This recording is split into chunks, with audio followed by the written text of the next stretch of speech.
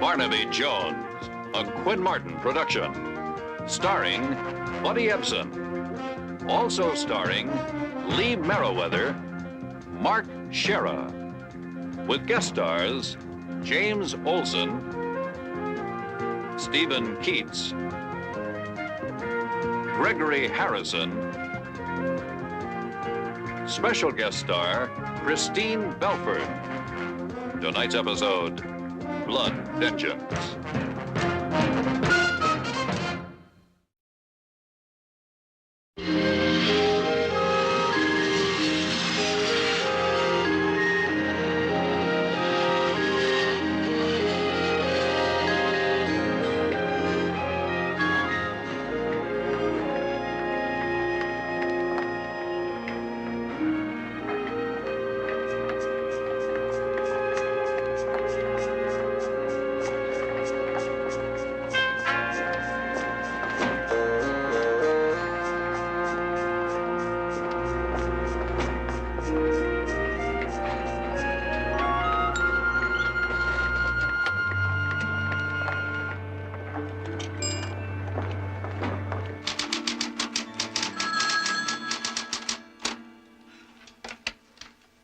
Barnaby Jones' office. May I help you?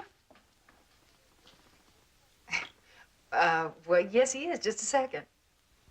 Someone wants to talk to Big Cousin Barnaby. Would that be you?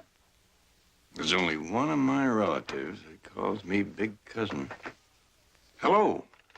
Is this my little cousin, Monroe from Chicago? You betcha. I finally made it to Los Angeles. Just now got off the plane. Well, I'll be doggone. Why didn't you let me know you were coming? Well, the trip came kind of sudden-like. I got a lead on the man that shot my partner 6 years ago, Barnaby. I thought the Chicago police had given up on that case. Yeah, they did. I'm out here on my own time. Look, why don't I get situated in a motel? I'll give you a call, and maybe we can get together later. Motel? You're not going to any motel. You're going to be my house guest here as long as you want to stay. Now, tell me what airline you came in on, and I'll be right over to pick you up. I'm at Transcon. I'll meet you out in front of the terminal. I'll be right over. Little cousin. Haven't seen him in 20 years. Oh, Betty, you better proofread this. All right. I'll be back in a little while.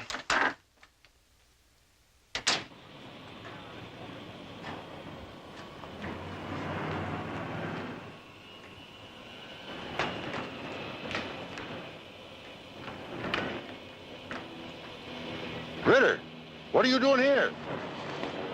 I couldn't wait to talk to you.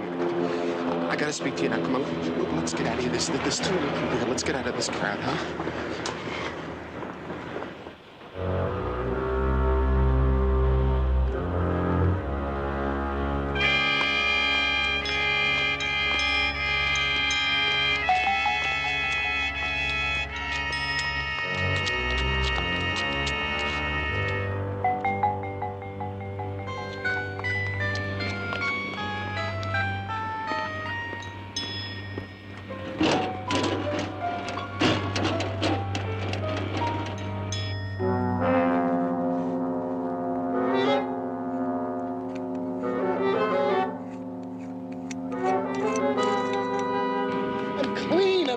Come on, what are you being so hard-nosed for all of a sudden? We're supposed to be on the same team, aren't we?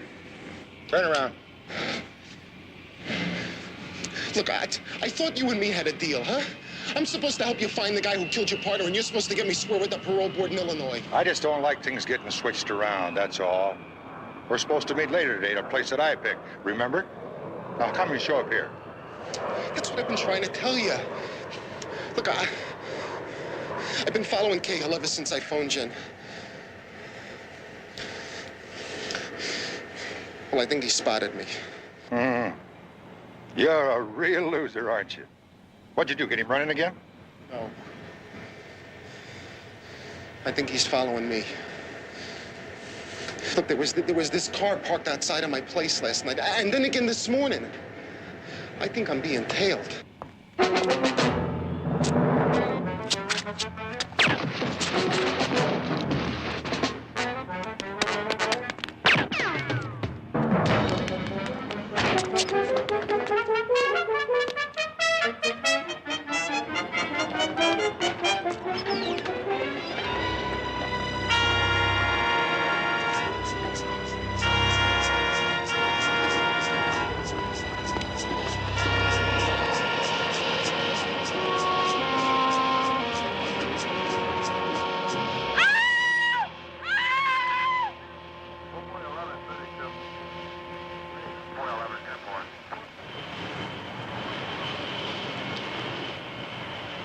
His ID says he's Monroe Jones, Sergeant, Chicago PD. You say he's a relative? My cousin. I talked to him on the phone not 20 minutes ago.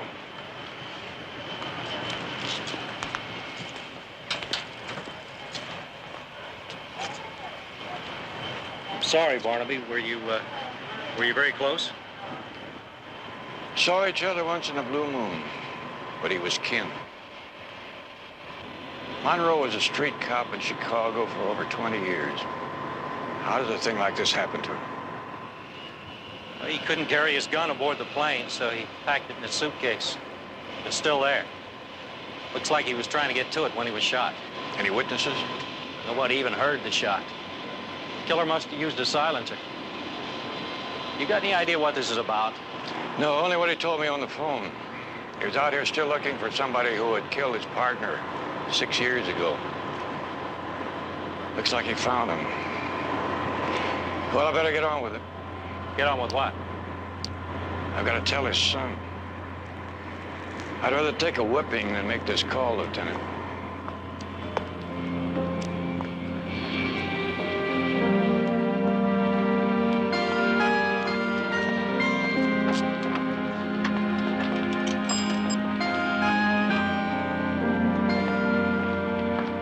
Hello, operator.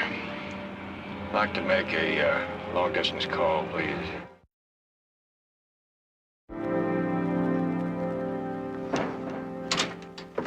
Where's Barnaby? Is he in? Yes, he is, but hey, wait a minute. Barnaby, I'm sorry. I couldn't stop him.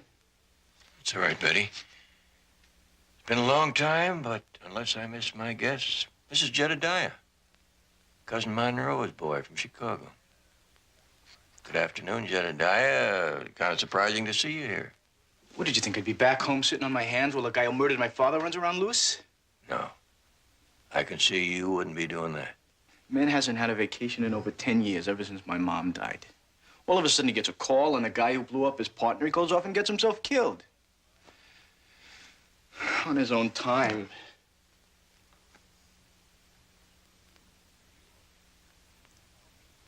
Are you all right? I'll be terrific. Just great. As soon as a guy who did this gets nailed. So what are you doing about this, Cousin Barnaby? It's been 7 hours since my father was murdered. 7 hours. And from what I can see, you're just sitting around your office not doing a damn thing about it. Oh, now hold on. Listen, I realize you're upset, but that's not fair, and it's not true either. It's all right, Betty. I can speak for myself. Matter of fact, I was just going over this file. What is this? It's a Chicago police file on that shooting 6 years ago in which your father's partner was killed. How'd you get a hold of this? Twisted a few arms and bent a few rules. Dad had a blow-up of this on his desk at the station and at home. Getting KO was really an obsession with him. Maybe you can fill in the gaps for me between 6 years ago and now. Look, I will tell you anything you want to know, and what I can't tell you, I will find out for you.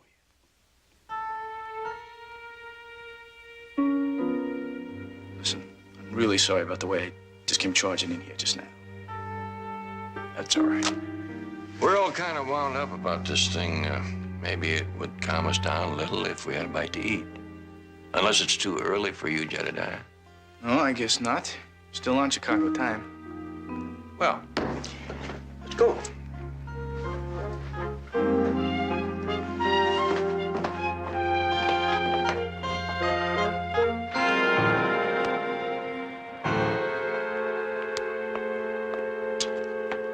Yeah, it's Richie. Richie, it's Tony. Oh, listen, man, I got problems. You gotta do me a favor. What are you talking about, favor? I'm your brother, remember? You name it. If I got it, it's yours. Remember that place we met at Saturday night? I want you to meet me there right away. Okay, sure. I'm on my way. Is that the favor? I'll tell you when I see you. And Richie. Yeah. Make sure nobody's following you, huh?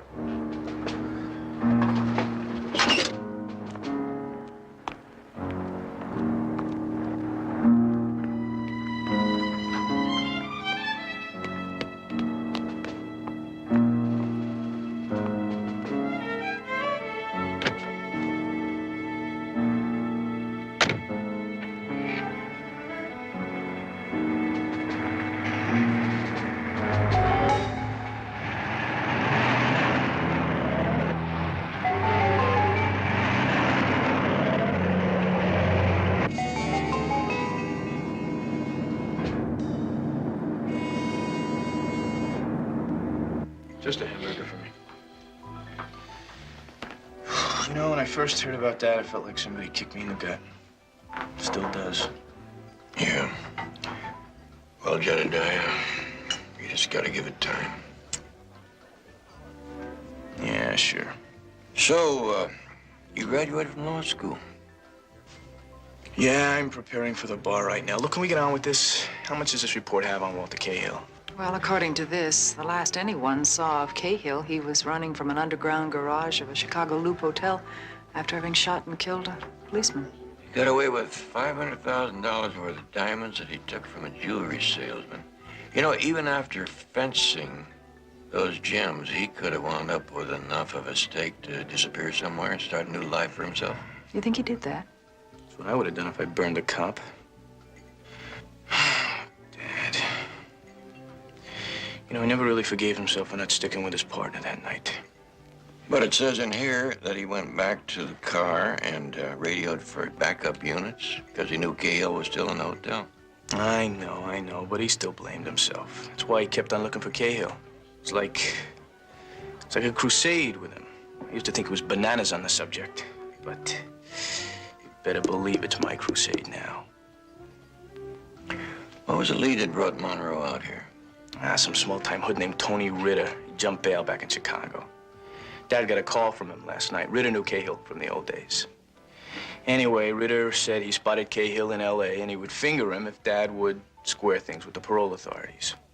What do you know about Tony Ritter? What do I have to know? All I have to do is find him and lead us to Cahill. It's simple. Yeah, we could probably find Tony Ritter all right, but after that, Jedediah, it may not be all that simple.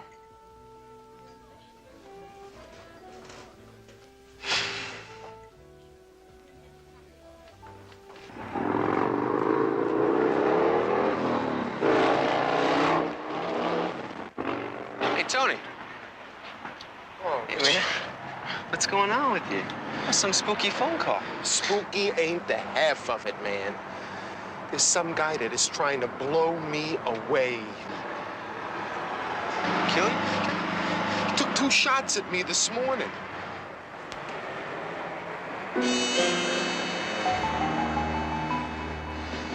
Look, I gotta get out of town. You got any bread? Right now, I'm pretty lean, man, but I'm drawing my pay Thursday for the big plumbing job I've been doing. I could be dead by Thursday. Can't you ask your boss for an advance, some money, something?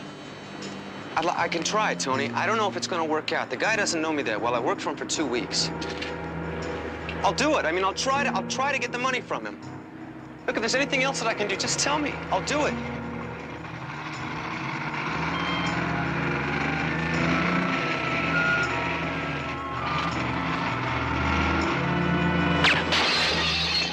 Come on.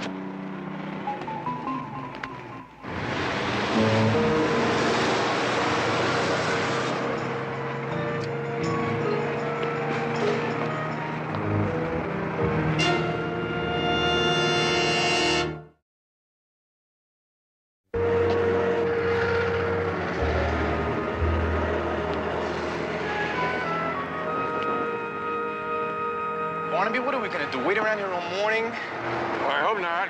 That depends. On what? Well, when my informant comes by. You mean that's what we're doing here? We're waiting for a pigeon? Oh, come on, Barnaby. Why don't we go out and look for him instead of just sitting around here? I wouldn't know where to start looking this time of day. See, my informant is in and out of a lot of bars along here. In and out of bars. Sounds like a lush. Well, as far as I know, seldom takes a drink. Either that or...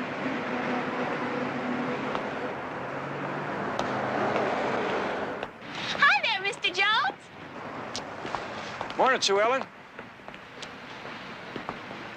Oh, this is my cousin's son, Jedediah, from Chicago.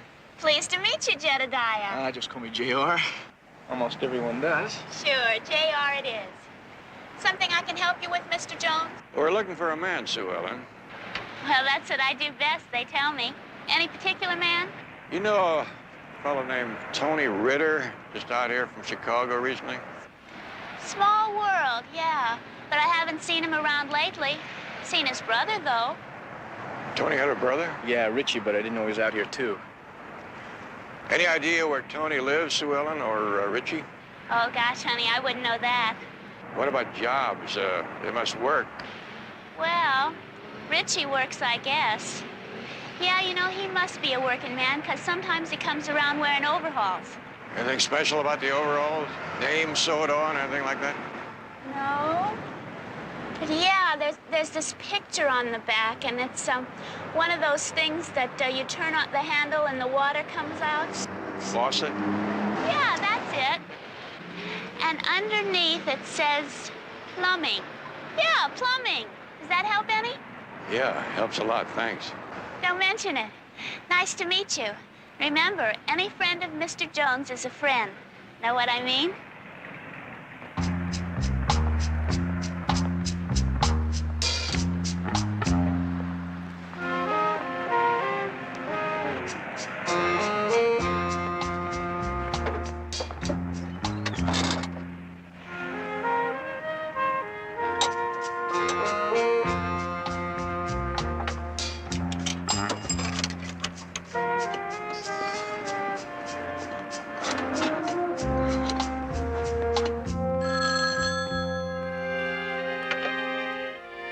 Barnaby Jones' office, may I help you? Hello, Betty. I got a chore for you. Call the local plumbers union and see if you can find out where a Richie Ritter is working.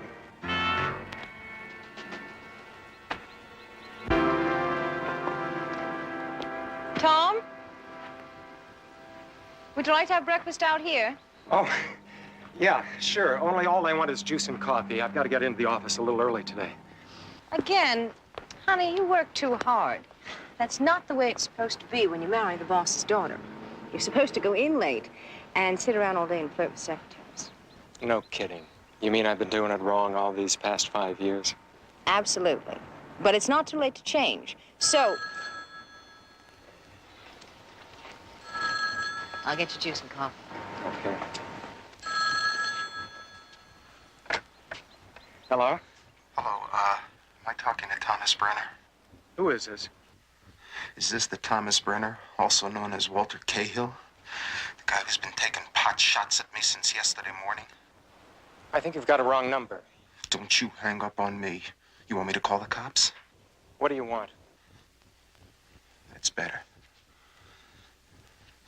You know, with the way you've been doing your best to try to waste me, I suppose I really ought to turn you in. It goes against the grain, you know what I mean? I'm listening. Well, if you're tired of chasing me around, maybe you'd be willing to come up with a little money.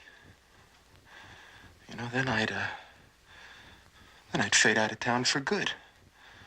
You know, I mean, leave L.A. and get out. I see. Well, we might be able to work out something along those lines. How much did you have in mind? 10 grand and I'm gone. You throw in another 5. Not only will I get out of the state, I'll get out of the country. Maybe Mexico. That sounds more attractive to me. I'd very much like that kind of deal. Okay, you got 2 hours to put the cash together. I'm gonna phone you at your office and set up a meet. And any hang-ups along the way, any at all, Cahill, and I'm gonna phone the cops and tell them all about the secret life of Walter Cahill. It's kind of funny, ain't it? 2 hours, Cahill.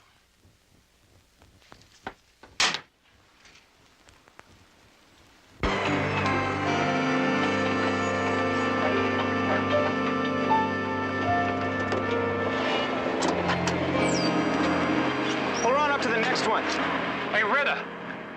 Phone call for you. Sounds like the same guy that's been trying to reach you for about an hour and a half. Yeah. Richie, it's Tony. Listen, I turned the whole thing around. You know this guy that's been gunning after me? Well, I phoned him, and he's gonna pay me off. Now, what do you say you quit that job and you and me head for Mexico today as soon as I collect? Hey, slow down. Tony, you're not going to meet that guy. Listen, wait a minute. I didn't tell you the best part. The payday is 15 big ones, kid. 15 cow. I don't like it, Tony. I mean, how do you know he's not just getting you alone someplace so he can... We're not gonna be alone. I'm meeting him at a big shopping center out in Bay Ridge. There are gonna be people all over the place. He wouldn't try anything there. I don't know.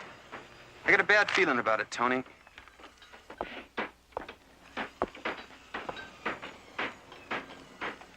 Tony? Don't go, huh? I gotta go, kid. I can't keep our money waiting. Relax. It'll be a piece of cake. See ya. Tony, wait. Richie!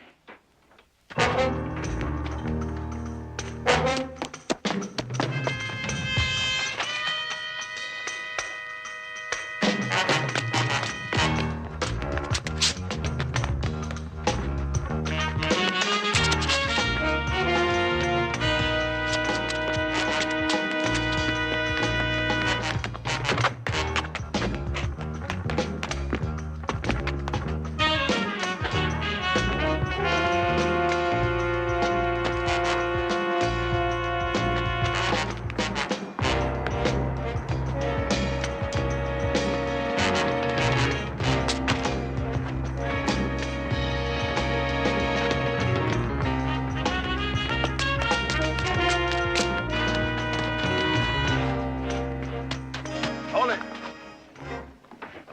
You could have saved yourself a lot of running, Mr. Ritter. Just wanted to talk to you. My name's Barnaby Jones. I'm a private investigator. Had a hound dog like that back in Tennessee. Was a fool for chasing rabbits.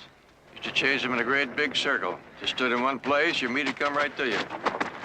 Hold it, Jedediah. That's... You don't think this creep is gonna volunteer information, do you? Mr. Ritter, I'm sorry about Jedediah. He's upset because his father was murdered yesterday.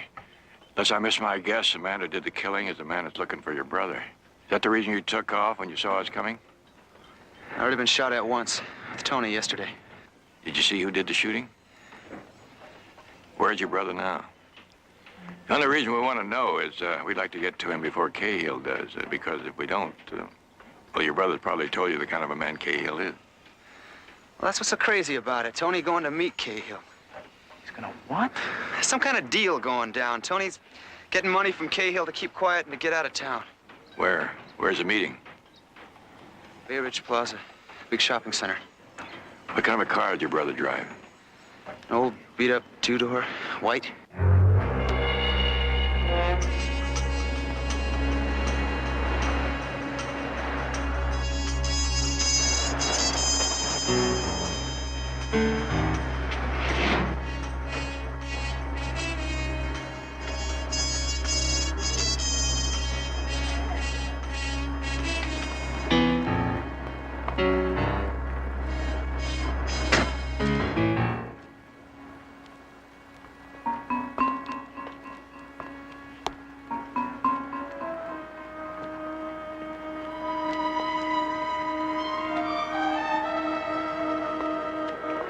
That's far enough.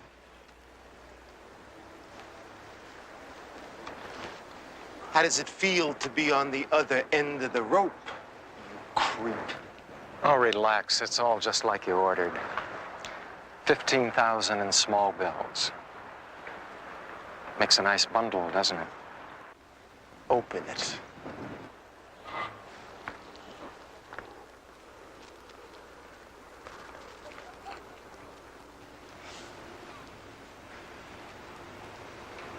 Put it on the hood.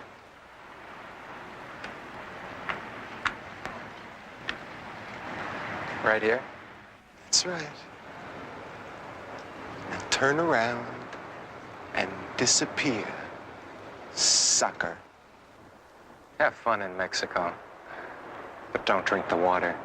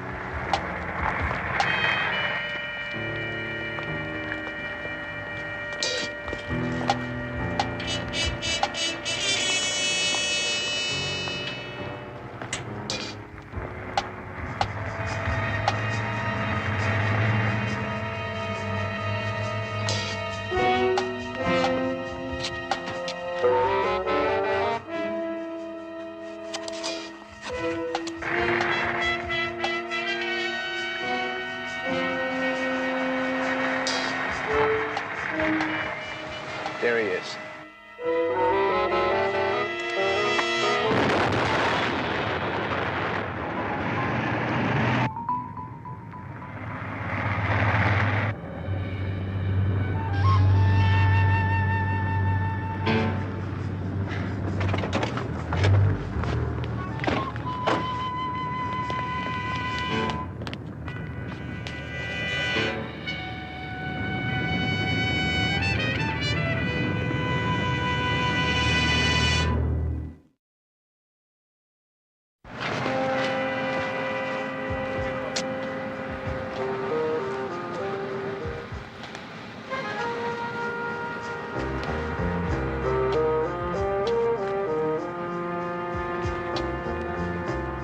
Looks like Tony Ritter ain't as do with Cahill. Yeah. And it blew up in his face. I know he wasn't much. He's in and out of trouble all his life.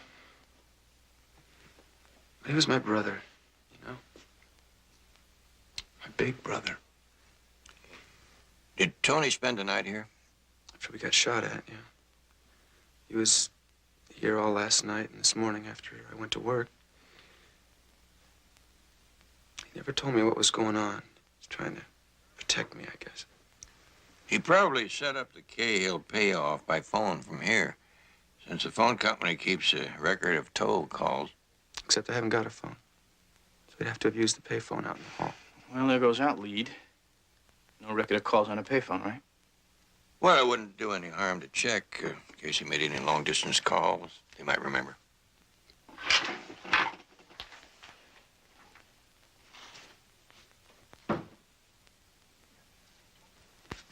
Barnaby, you got any friends at the phone company? Hold it.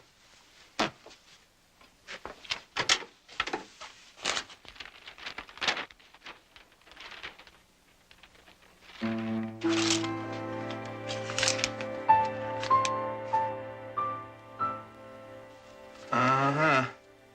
Whoever wrote this was pretty interested in that last number there. You recognize the handwriting? Yeah, it's Tony's. Well, thank you, Richie. You've been a big help. Rich, listen, man, I'm really sorry about your brother. Really.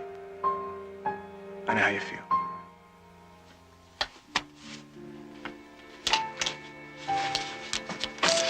Well, maybe we better see what we got here.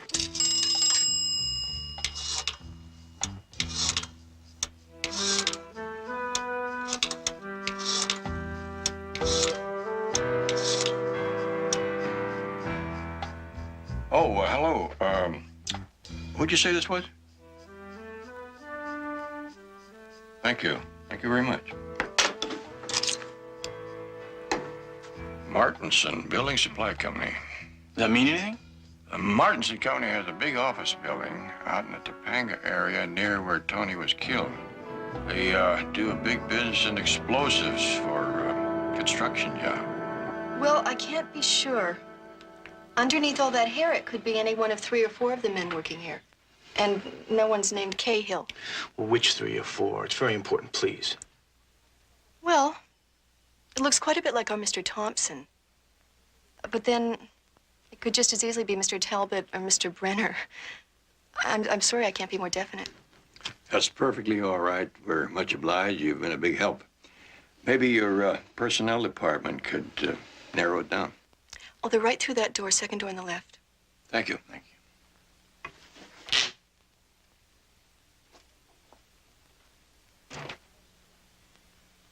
What were those two after? They're doing some kind of investigation. They showed me an old police photo and asked if it looked like anyone who works in the office. Did it? Well, like I said, with a lot of imagination, it could have been Jim Thompson or Mr. Talbot, or even you, Mr. Brenner. Oh, even me. Maybe my lurid past is catching up with me. Oh, yes, I'm sure.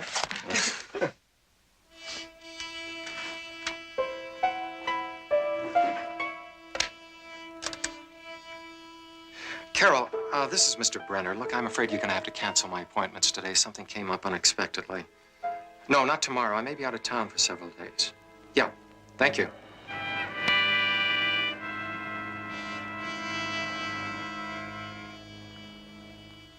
No, I told you, Tom came here from Miami. He's not from the Chicago area at all. Really, I wish you'd discuss this with him. Yes, we tried to do that at his office, but his secretary said that he was out of town. Well, I don't understand that at all. Do you mind looking at this picture? I suppose so, if it will convince you that Tom is not the man you're looking for. This man is a criminal. That's right. Could the man in that photo be your husband? Mrs. Brenner, what do you think? Is that Thomas Brenner? No, I've never seen him before. Are you sure of that? Yes, I'm sure. And I resent all of this very much. Will you please leave? Both of you, please. Yes, of course. Sorry to have troubled you, ma'am.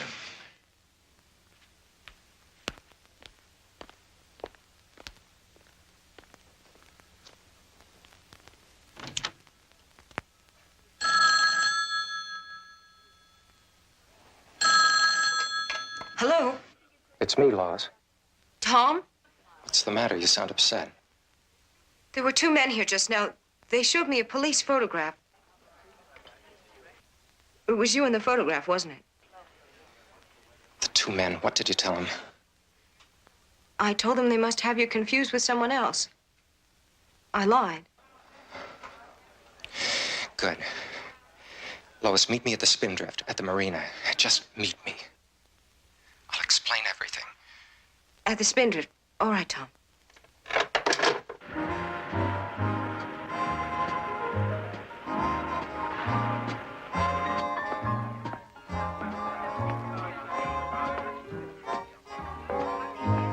You're right, of course. I'm not gonna lie to you. It was me in the police photo. Or anyway, the man I used to be. Then you do have a record, and you're wanted now. Yeah. I've got a past. And one I'm not proud of, believe me. But it has nothing to do with the way I am now. I've changed since then, Lois. Thanks to you, I'm a different man now. I want to believe you. I know this must be such a shock for you. I've lived with you for 5 years. I thought I knew you better than I know myself. I love you, Lois. That hasn't changed. If you never found out about my past, it wouldn't have made any difference, would it? No, I guess it wouldn't. Lois, what we were talking about before, a different kind of life away from all the pressures. Well, I want that now, for both of us. If you still want me. Whatever you did before, I love you now.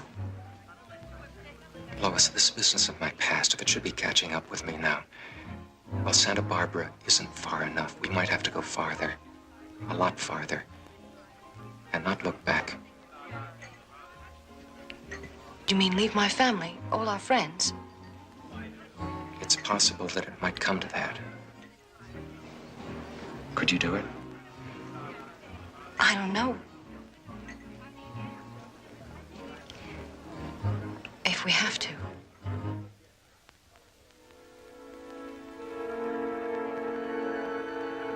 No. Forget about it. There's another way. I'll handle this so we won't have to worry about that anymore.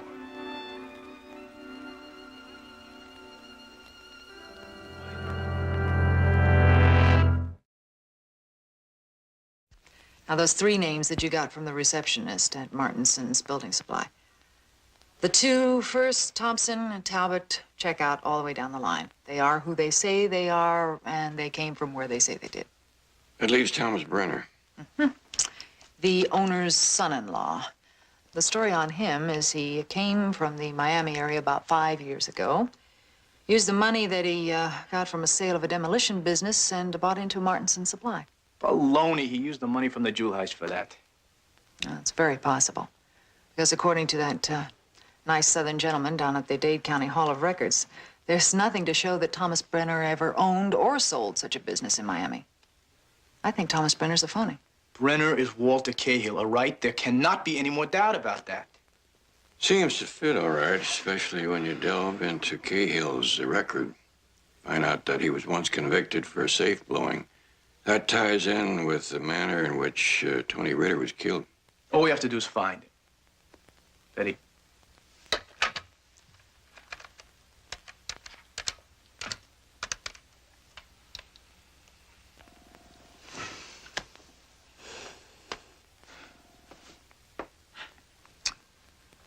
No answer at the Brenner household. Well, it hardly seems likely that he'd be sitting around the phone waiting to hear from us. I think I'll go back to the Martinson office and see if Mr. Martinson knows where to locate his son-in-law. Want to come along, Jedediah? For what? Martinson's just going to cover for him like Cahill's wife did. Yeah, but it's worth a try. Sure you don't want to come along? Nah, you go ahead. I'll see you later, Jedediah.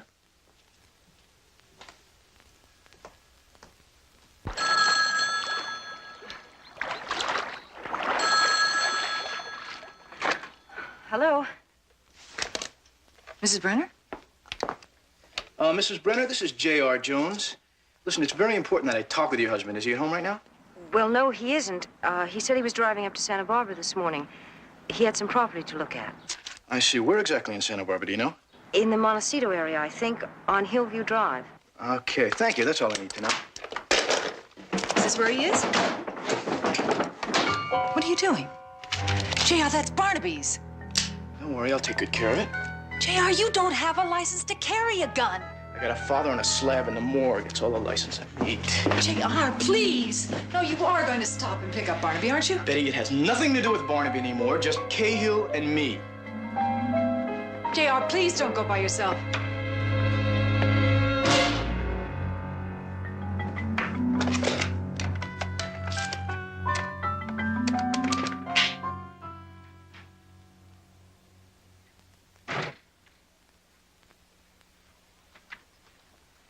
Oh, Mr. Jones, I've been looking for you. Yes? Your office phoned and said it was urgent that you call in right away. You can use this phone if you like. Oh, thank you very much.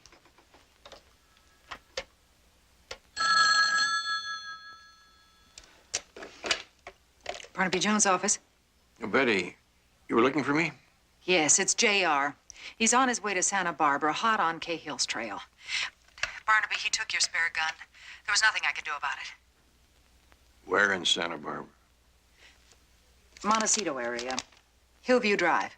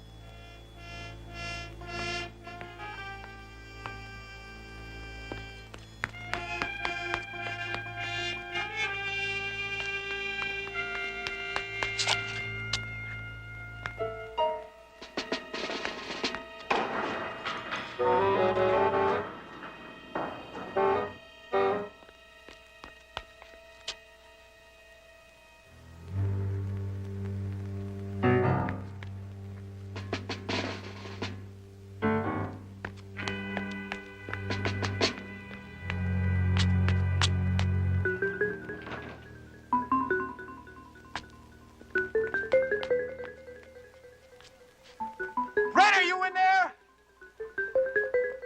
I want to talk to you. So turn around and talk. Where's the other man? I thought the two of you would come together. Let's have a little talk with your father-in-law. Got a feeling you're in for some major life changes, Brenner. Or Cahill. If you live, that is. Pretty mouthy for somebody at the wrong end of a gun. Lean up against that wall. Go on, move. And spread out.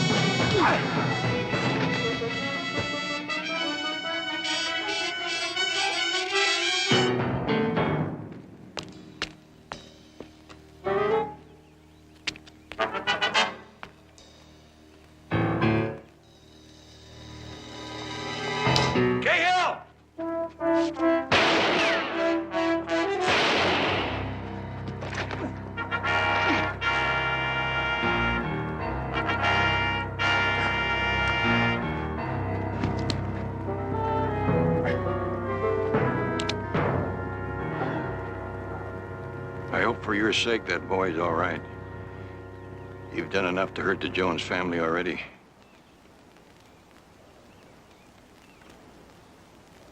You all right, JR? Yeah, I'm okay. I guess.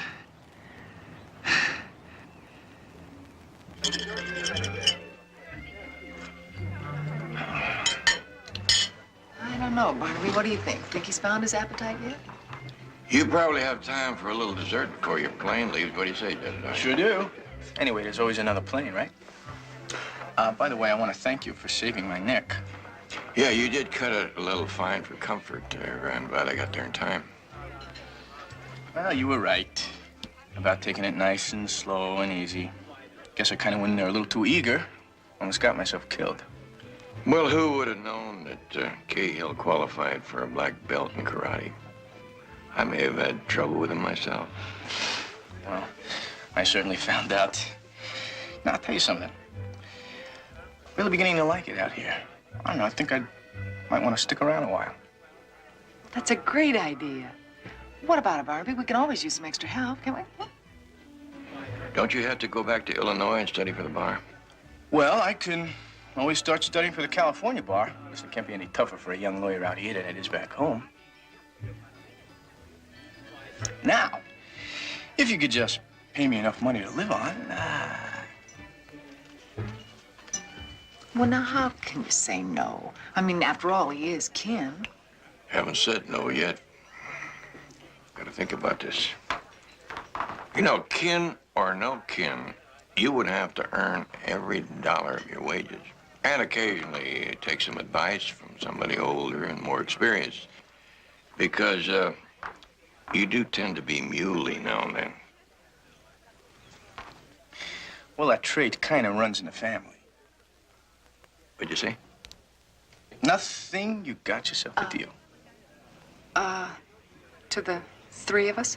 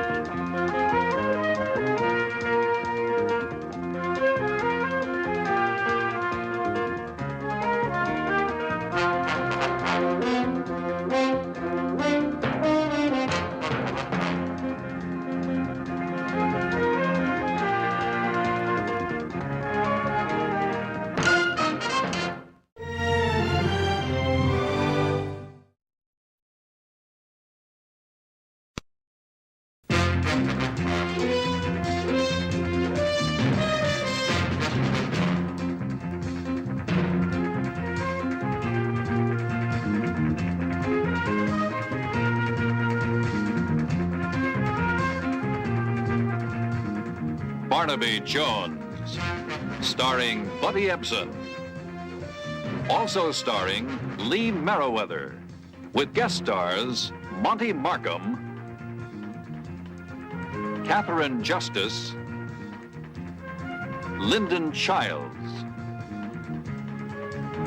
Tonight's episode, Doomed Alibi.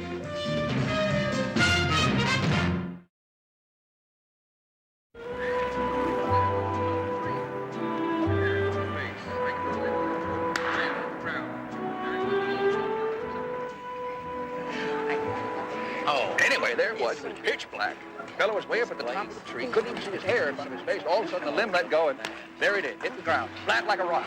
Then all the dogs jumped on him except old Lou. George! And then old Lou jumped on him. Isn't that Vince Barrett? I think it is. Oh, Henry, hey, this is fantastic. There you go, girls. Dig in. Now, come on, just dig in, dig in. Oh, Henry, that's just what the man ordered. George, do you think he'd take a picture with us? Oh, now, Irma, let's not bother. Oh, come on, George. Irma. That's the first movie star I've ever seen. Come on, George. Just keep all the wine and the food flowing, Henry. As the man said, we pass this way but once. Mr. Barrett? Yes. Mr. Barrett? Huh? Mr. Barrett? George Anderson, Duluth, Minnesota. Well, I'm pleased to meet you, Mr. Anderson. Henry, would you pour some champagne for the ladies? Oh, this here's my wife, Irma. Miss Anderson, my pleasure. Oh, George and I never missed one of your television shows. Well, thank you. Comanche Sun, Flaming Desert, Slinging Lead. Well, you folks are mighty kind, but you sure are going back a few years. I've been out of the show business for some time now, and I'm just ordinary businessman today. Oh, not in our eyes, Mr. Barrett. Why, you're still one of our favorite Western stars. Well, thank you, Miss Anderson. Mr. Barrett, any chance of you taking a picture with me and the wife? Best chance in the world, Mr. Anderson. It'd be my pleasure.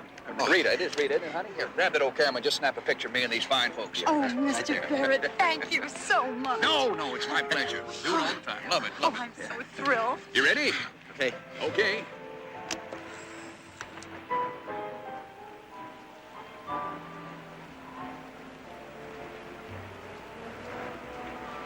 Well, that's him.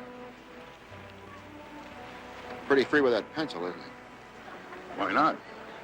It's my signature, not his. What'd you say his name is again? Hatfield. Rick Hatfield. Local disc jockey from some little burg up in the San Joaquin Valley. Santa Carlita, I believe. You want me to call the police? No. No. He's already done this 3 times. I think we should call the police. No, not just yet. Shirley?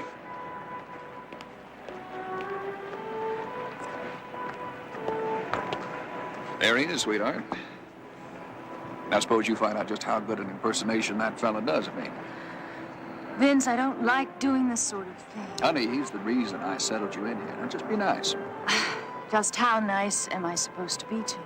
Nice enough to find out what I want to know. Hmm? Go on.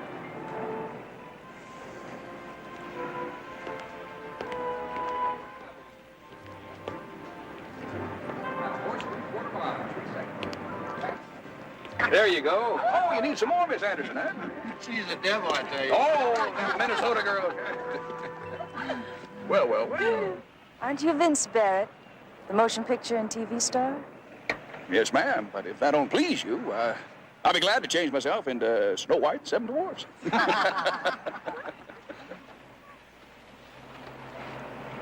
Yes, sir. He might just come in real handy.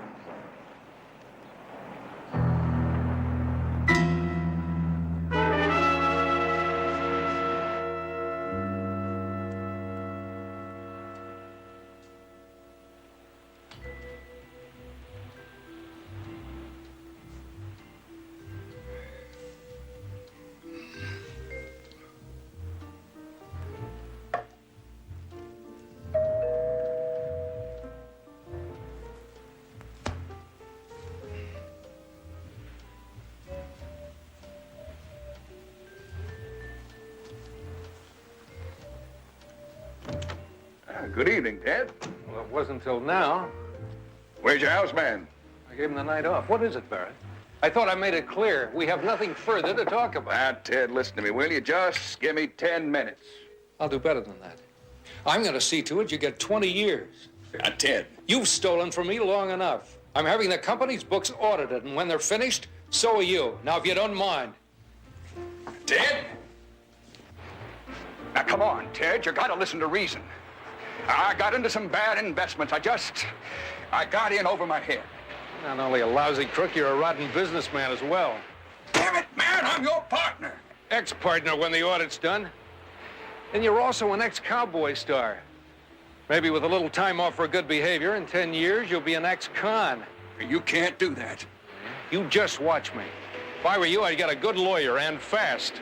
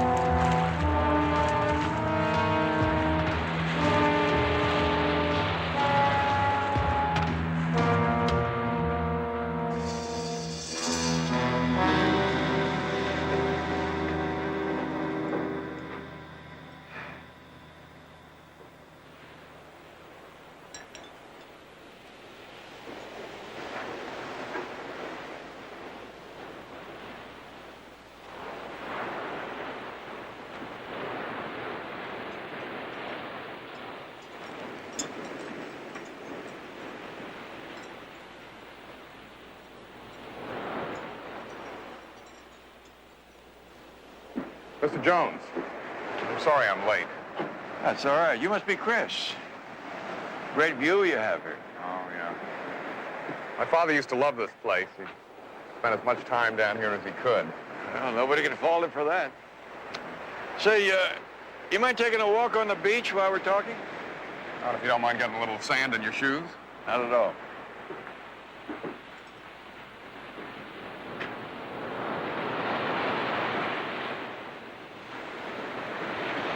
Very relaxing.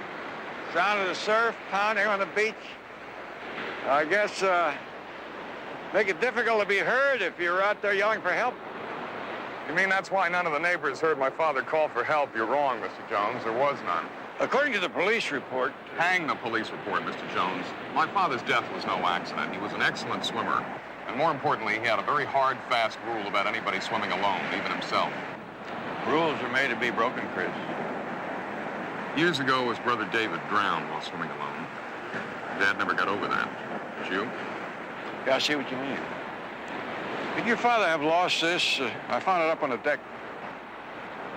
Turquoise, isn't it? I think so. Yeah. It's more like something Vince Barrett would wear. Vince Barrett? Cowboy actor? Yeah, he was a partner of Dad's in a land development deal. Been down here a couple of times on business. These floodlights, they work on a timer? Yeah, that was another one of Dad's safety precautions. They come on at sundown every day. Now, I understand that the beach lights were off when your father's houseman came home. He didn't find his body till he turned the beach lights on. Which would mean that my father would have had to have turned those lights out and then gone into the surf alone. Now, surely you can't believe that, Mr. Jones. Well, I don't know what I believe yet, but I just can't leave a question like that in the dark.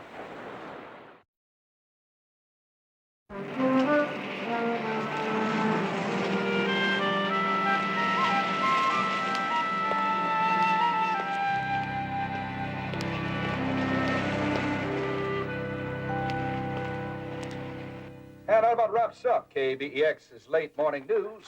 Now back to the Rick Hatfield Show and some oldies of yesteryear. As the old Duke says, no song like an old song. Go grab 'em.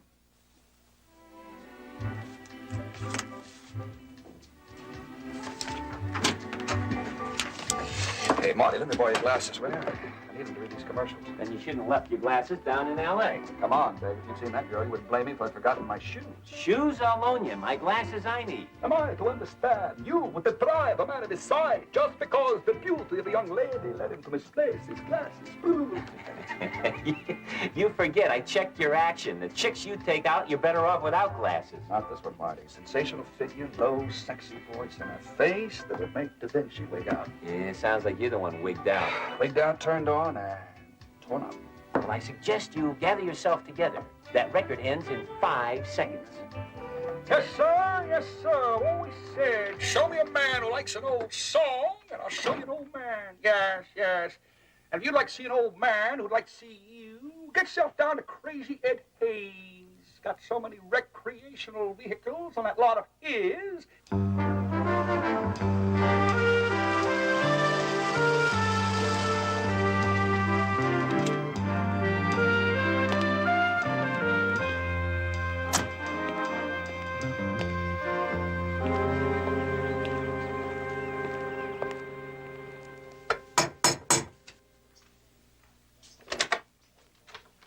Hi, I'm Barnaby Jones. Oh, Mr. Jones, come on in. I'm Ben Reston, Vince Barrett, attorney. Thank you.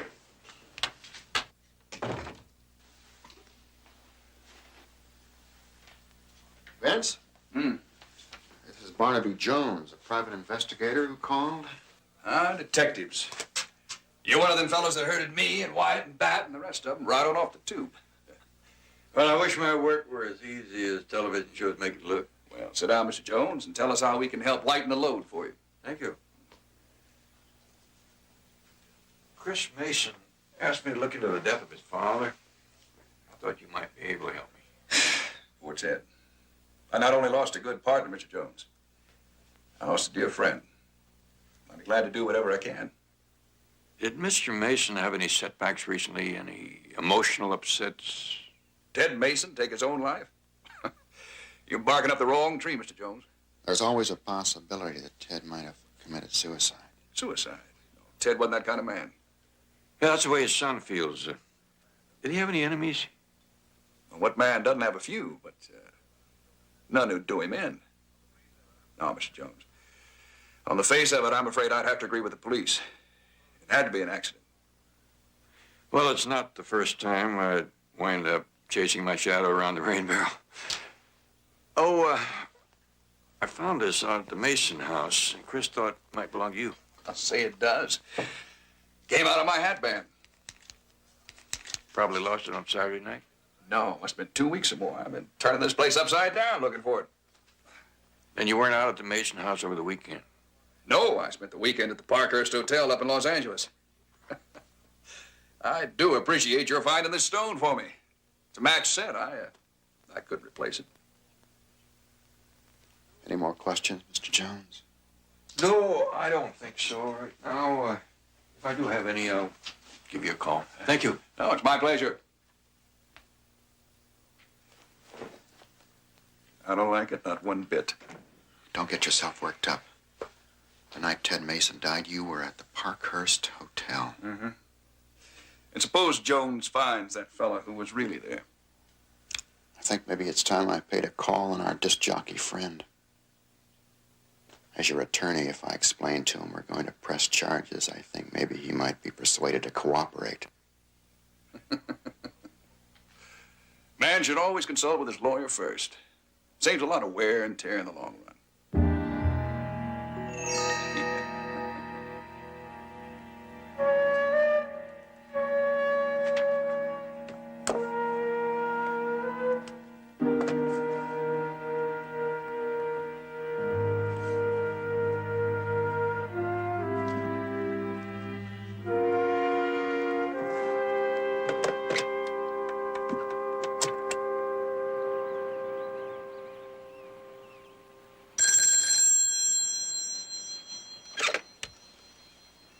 Hello.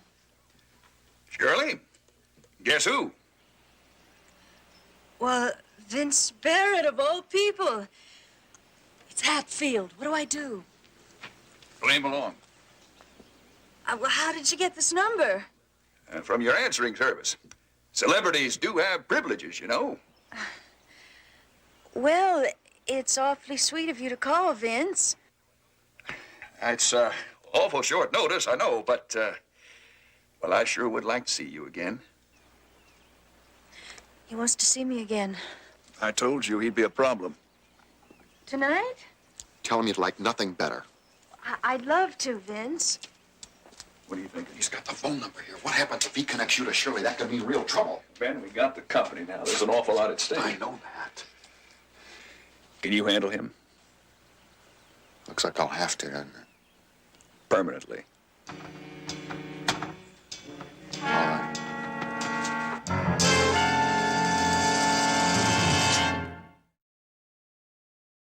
You have to understand, Mr. Jones, we get a lot of celebrities here with all the fans and groupies hanging around. Privacy is the watchword of our establishment. Yeah, with me, too. I'm a private investigator. Well, we sure get a lot of fellows like you, too. Bad for business. Maybe I can help you with the overhead. Vince Barrett. Saturday night. Spent the entire evening in his suite, private party, left a wake-up call at the desk at 1:30. Now, hold on. That blew by so fast, I just got to breathe. Well, let's see. There were the Andersons, a middle-aged couple that Barrett picked up by the pool, and a sharp-looking chick, Shirley. I didn't get the last name. They're still in the hotel?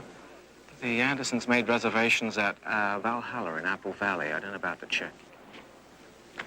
Or the guy who left the glasses. Glasses? Housekeeper found a pair of men's glasses in the room after Barrett checked out. They didn't belong to Mr. Anderson. I called Barrett's office. His secretary said he didn't wear glasses. Interesting? Now, hold on just a minute. Don't tell me. Let me guess.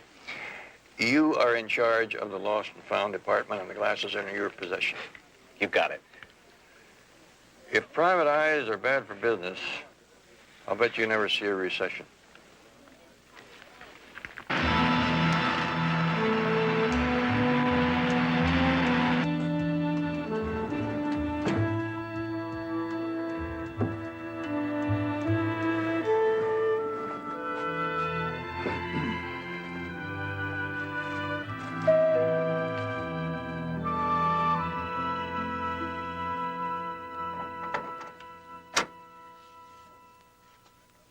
I swear.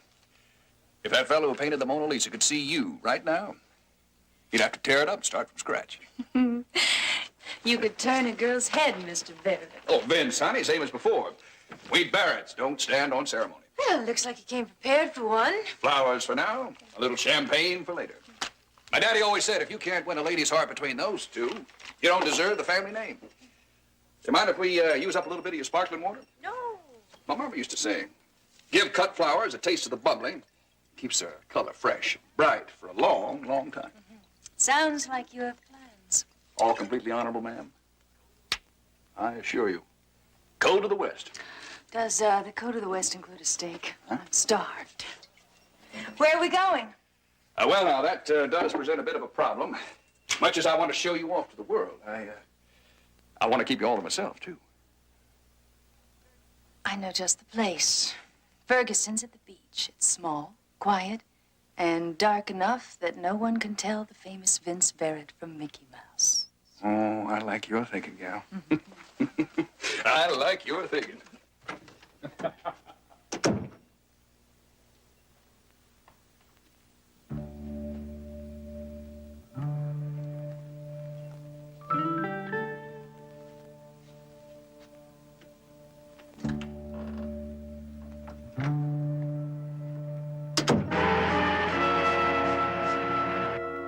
No, sir, Mr. Jones. We wouldn't forget these glasses, would we, Irma? Oh, dear me, no. That was the most exciting evening of our whole vacation. The dinner you had with Mr. Barrett. I can't wait to tell my bridge club that we had dinner with a real movie star. And by the time her bridge club gets through with it, it won't be just a dinner. Irma will have had a screen test, and I'll have had an affair with some young Hollywood starlet. George. Who else was at the dinner? Oh, just the most precious young lady. Mr. Barrett met her by the pool, and I think she was quite taken with him. You know, I'm certain that we have a snapshot of her here somewhere. Let me look.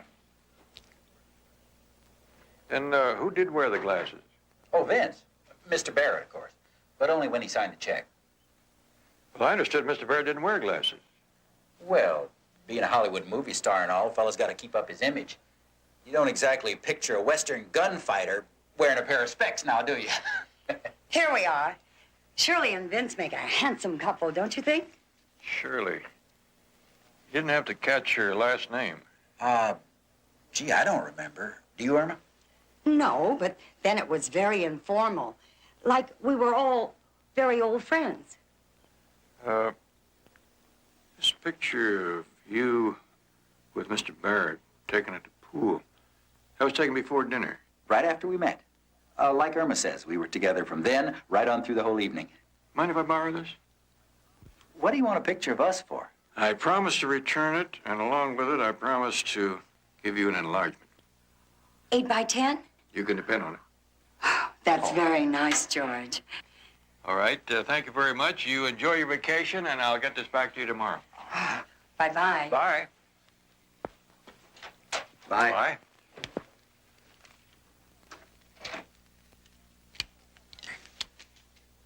You know something, Irma? He didn't even say what he wanted the picture for.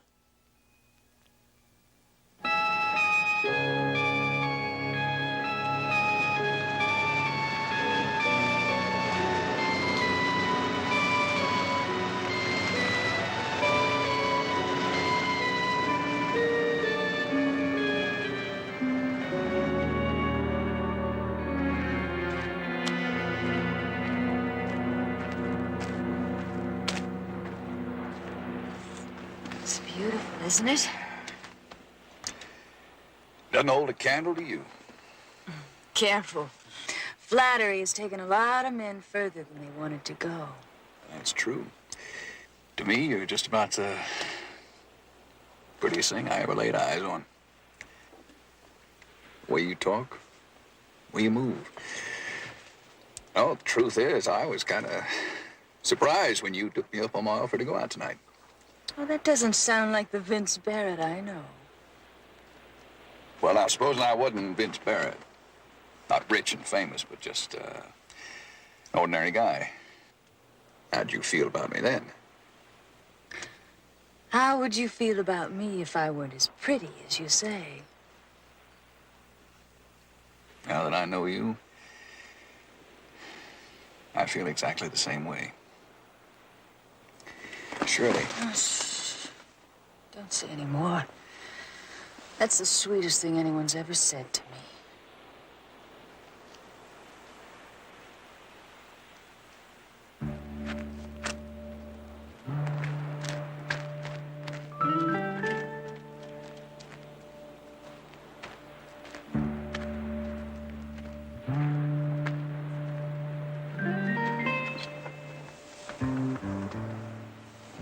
Why don't we take a walk? Yeah, okay.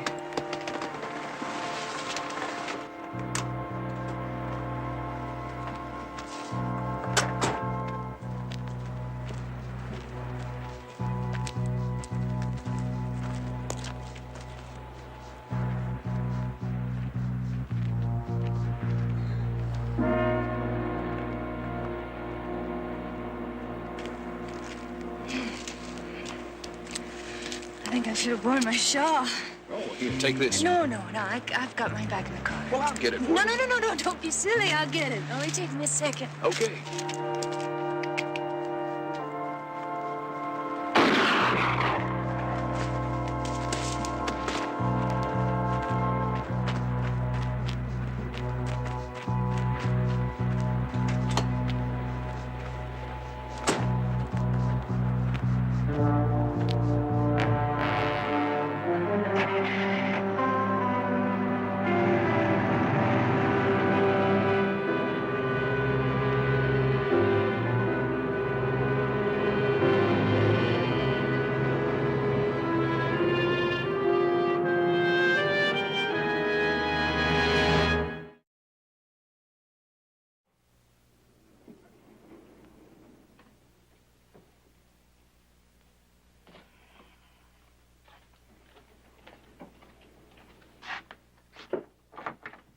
Shirley.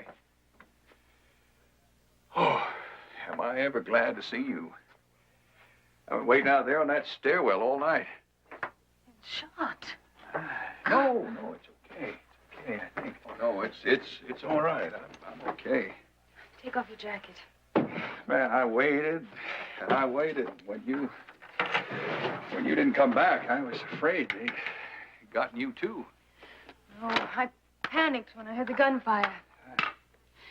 I was afraid to come back to the apartment, so I spent the night with a girlfriend. You didn't call the police? I started to, but I guess I'm a coward. I was afraid to get involved. Did you call them? No, I couldn't. Even after someone tried to kill you? There's a reason I can't go to the police. I'm a fake, Shirley. I'm a complete phony. I don't understand. I'm not Vince Barrett. I've never even met the man. What? I just look like him, and I do a very good impression of Barrett. Then who are you?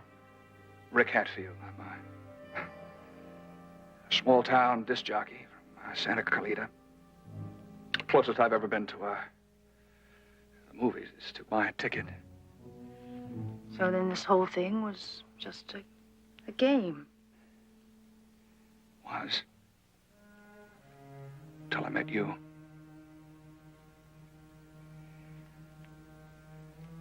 I tried to tell you last night, but... Why do you think someone tried to kill you? Well, it wasn't me they were after. But they thought I was Barrett.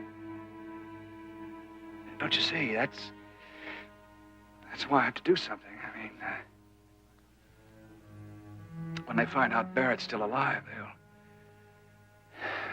they might try again. Barrett has to be warned. If I go to the police... I'll take it in the bedroom. Why don't you try to get some rest? We'll find a way.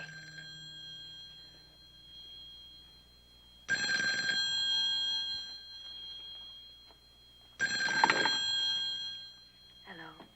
Cheryl, we got trouble. Ben can't be sure he finished that business with our friend. Just in case, if he calls you. You shouldn't have tried to kill him, Vince. He did nothing to deserve that.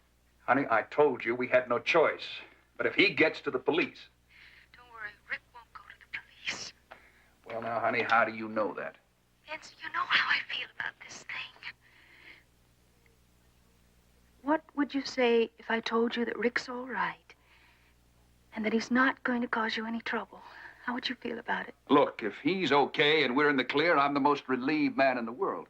Vince, he believes someone was trying to kill you. His first thought was to try to warn you. He's there now, isn't he? Yes. I'm not going to let you hurt him, Vince. I won't be a party to it. Okay.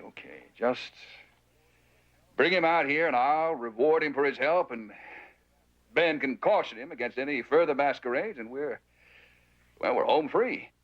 Don't lie to me, Vince. Not again. Trust me, Cheryl. Trust me. Right. But he's asleep now. It'll be a little while. Okay. You better not miss this time.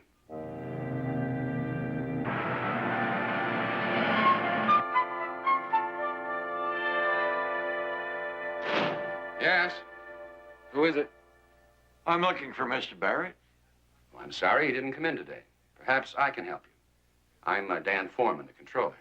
Oh, yes, sir, you could help. I'm Barnaby Jones, representing Chris Mason. And he's worried about how the company will make out now that his father is gone. That's right on the button. Somebody else must have posed that question. Well, Mr. Barrett had anticipated some of the investors might share that view. Well, Mr. Mason was top dog. Died suddenly. Might have been that it was due to some hanky-panky in the company, mightn't it? Not with Ted Mason running the show. You can tell young Mason we're as solid as a rock. And you anticipate that Mr. Barrett will run the company along the policies that Mr. Mason did? Well, no two men see eye to eye on everything. For instance? Well, Mr. Mason had asked for a special audit the week before the accident. Was the audit completed? It was never started. Mr. Barrett canceled it. Why? He didn't want to make the stockholders nervous. That seems funny. Now, these head chefs seems to me want to know what's in the pot.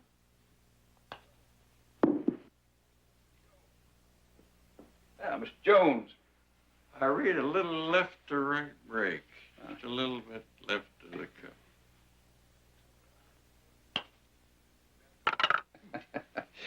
You have a good eye, Mr. Jones. That's what brought me here. I want to show you something and see if you see it the same way I did.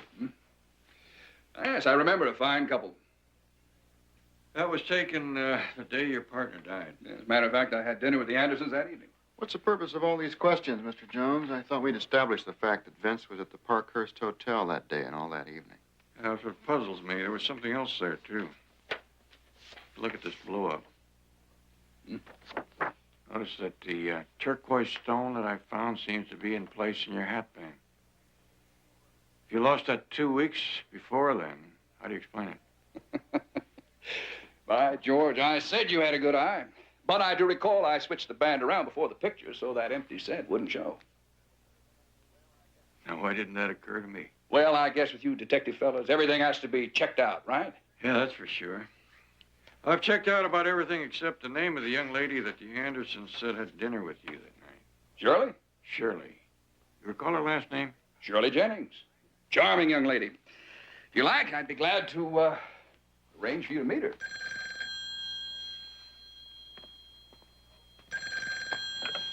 Hello? It's for you. Yeah. I got a call from the haystack. They found the needle. Those glasses belong to Rick Hatfield. He lives in Santa Carlita. Good work, Betty. I'll join you at the office in about an hour.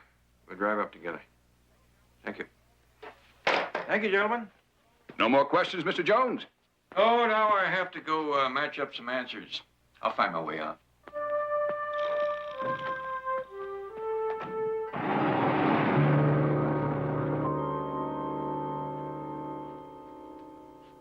Rick. Here, drink this.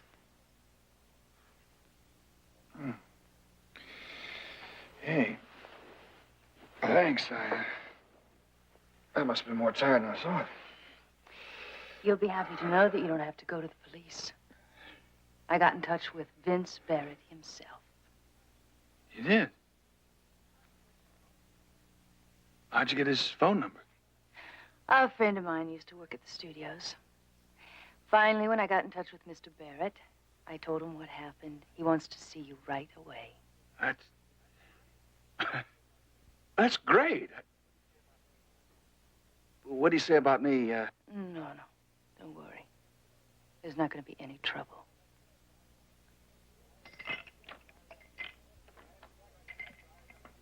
And it's like I said, I want it clearly understood that Miss Jennings had absolutely nothing to do with my impersonation. I understand completely, Mr. Hatfield. Spoken like a gentleman. Now, what's all this about somebody wanting to kill me? Well, it's like Shirley said on the phone. There I was pretending to be you, and some guy took a shot at me. Did you by any chance get a good look at this fella? Man, did I ever. I'll never forget that face. Mr. Barrett, you don't know how much I appreciate the way you're taking this. I mean, I never expected to. Holy. Mr. Barrett, that man, the one out there. He's the one. Are you sure? Man, I told you, I'd know that guy anywhere. We better call the police.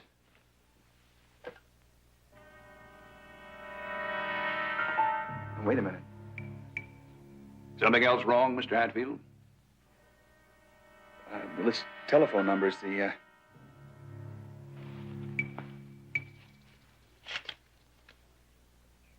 That's the one I used to reach Shirley. 2 and 2 do make 4, don't they, Mr. Hatfield?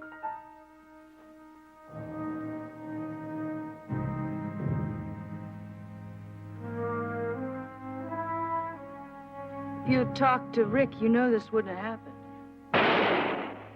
Ben! Vince! Promise! Ben!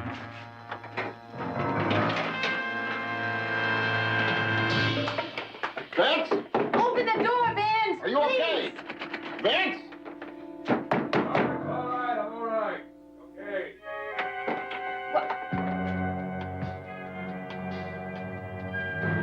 Said you wouldn't hurt him, Vince. You swore! He's only unconscious. I had to slap him. He saw Ben and he went crazy. He grabbed my gun and we fought over it. I told you should have let me handle this. No! You was going for that gun! Get him out of here. Now, come on, baby. Keep hold of yourself. We're all in this together. It's gonna be all right. Now, come on. It's okay. You just get yourself fixed up. Give me time to do some thinking. It's gonna be all right.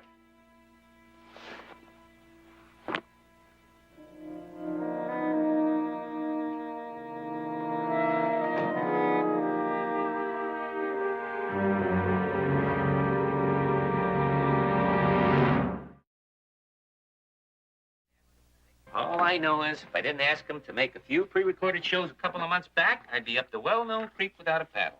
Does he do this often? I mean, take off without leaving a number or calling in? No, he's usually pretty reliable. What do you want with Rick anyway? Oh, I wanted to give him the glasses that he lost. Hey, he's been going crazy without these. Where did you find them? Parkhurst Hotel. He left them in a suite there. That's a first-class pad. Guess that's where the little fox he met must have been staying, since Rick didn't have the bread to spring for anything like that. Do you happen to know the little fox's name? Shirley. Rick dedicated at least a dozen numbers to her. Does he know anyone else in L.A.? Say, Vince Barrett? Know him? He knew Barrett inside out. Not personally, I mean, but... Excuse me. Who's that look like? Vince Barrett. Wrong. That is little old Rick doing one of his many famous impersonations. But that really fooled you, didn't it? I'll bet he fools a lot of people.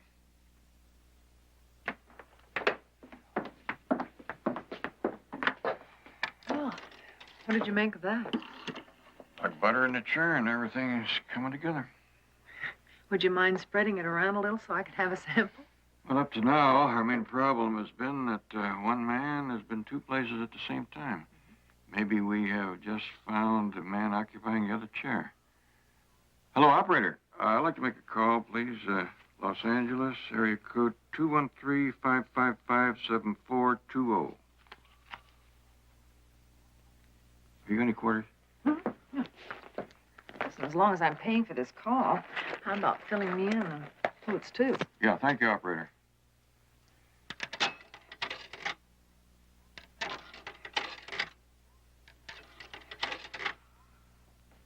Hello, Mr. Foreman. This is Barnaby Jones. Mr. Foreman, I need some information regarding the payment for Mr. Barrett's stay at the Parkhurst Hotel this last weekend. Do you have those records? Sure, I'll hold. What does that have to do with Rick Hatfield? Well, the biggest advantage in using another man's identity is that you can use his credit, too. Hello? Yes, I see. Mr. Foreman, have there been any recent charges made in Mr. Barrett's name that he claims were not his? Huh? Well, did they take care of those, too? I see. Well, thank you very much. You going to tell me? Seems there were several large hotel bills, dinners, rooms, and things like that run up in Barrett's name recently. Barrett claimed they weren't his. His lawyer, Ben Reston's been squabbling with Foreman about them for several weeks. Well, what? Well, suddenly, last Saturday night, Reston had them all paid off. Saturday night. Isn't that the night? It's the night Ted Mason died.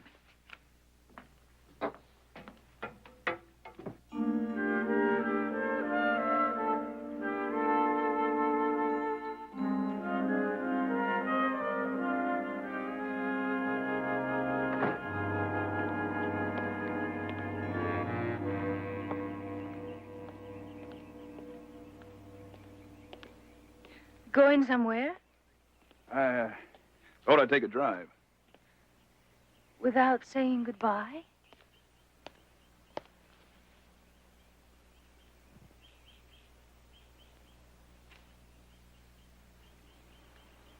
Santa Carlita can be a lovely trip.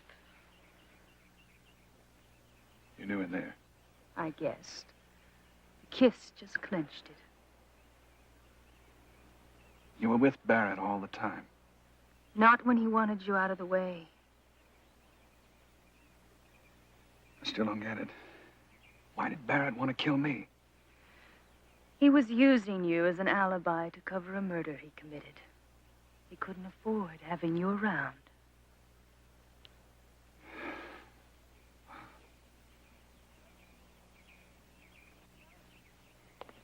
Where are you going? Call the police. Oh, darling, wait. You're honest and a little bit square, but don't be a fool, too. You and I are the only two that know who you really are. You can stay Vince Barrett. It's the chance of a lifetime. His money, his success, and me. The two of us together. And rest him? We'll cut him in. It'll work perfectly. Yeah, until they come down on me for that murder Barrett committed. Wait a minute, please. If you call, I'm an accessory. Opry, would you get me the police? Ben! Stop him. He's not really Vince. You shot the wrong man. What? Put it down. Put it down. So there are two Vince Barretts. That's the way it's shaping up. Let's hope there still are two of them. Now, look, Mr. Reston. Move it! Rick, it doesn't have to be this way. Well, he doesn't seem convinced of that. Ben, tell him if he plays it our way... It's no good, Cheryl. We don't have any kind of guarantee. We're up to our necks in this thing, and he can talk anytime he wants to. He's going in the woods right alongside Vince. Just keep moving.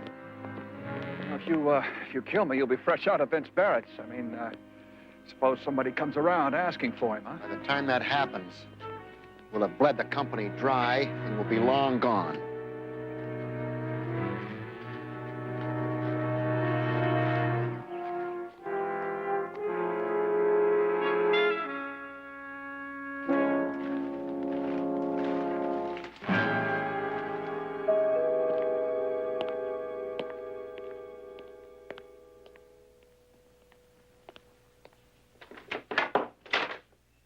Yes? You are Shirley Jennings? I got the name from the registration in the car in the driveway. If you've come to see Mr. Barrett, he's not at home. His car's in the garage. So is Mr. Reston's. They took another car. That wouldn't by any chance have been Rick Hatfield's? I'm afraid I don't remember anyone by that name. That's funny, because Mr. and Mrs. Anderson, remember you were having dinner with them and Rick at the Parkhurst Hotel Saturday night? I was with Mr. Barrett last Saturday night. I hope you'll change your mind about that. Because being with Mr. Barrett would put you smack dab in the middle of the Ted Mason murder. You know that much. I have a feeling you're going to tell me a lot more.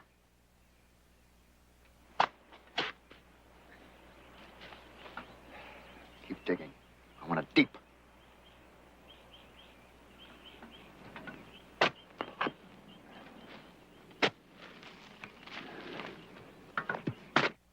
Deputy, this is Betty Jones.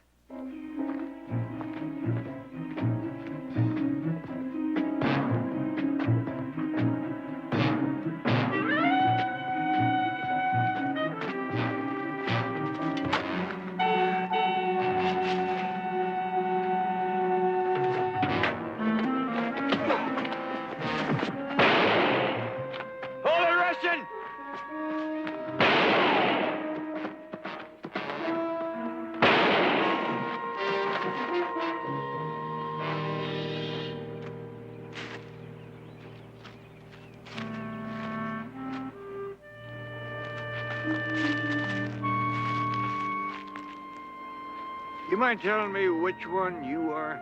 Rick Hatfield. Right now, I'm glad of it.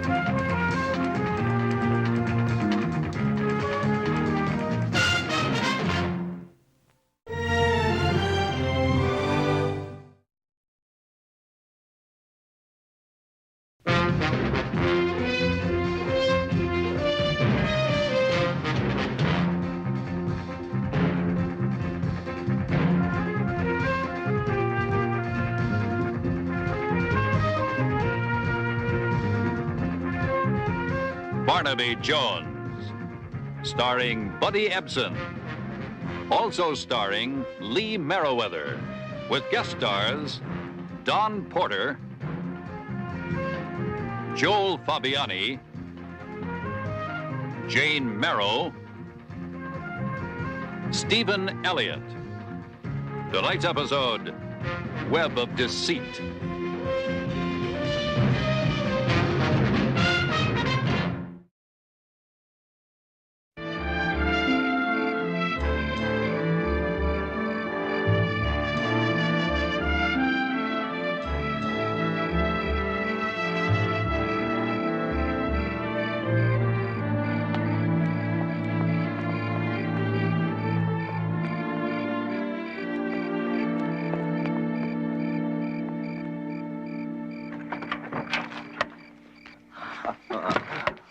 I was beginning to think you forgot.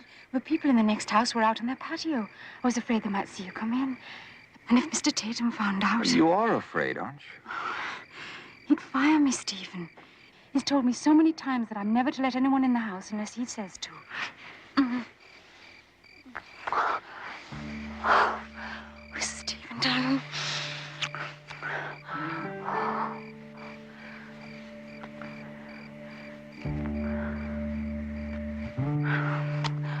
Oh.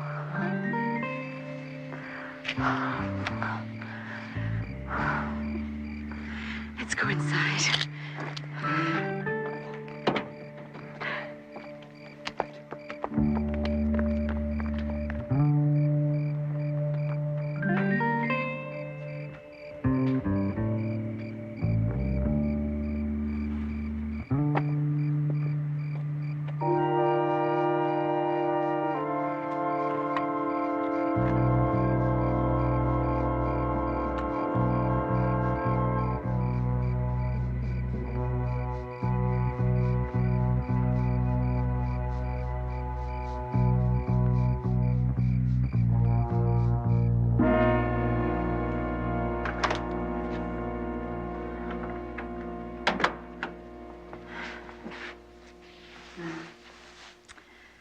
He won't be back until 11. 2 heavenly hours. There's no chance the cook will come home, is there? Mm-mm. She has a sister. She stays with her on nights off. This calls for champagne. Where does he keep it? He doesn't. Would 12-year-old Scotch be acceptable? Only if there's some sort of snack to go with it. I'll see what there is in the fridge. I'll get the drinks. The drinks are in the living room.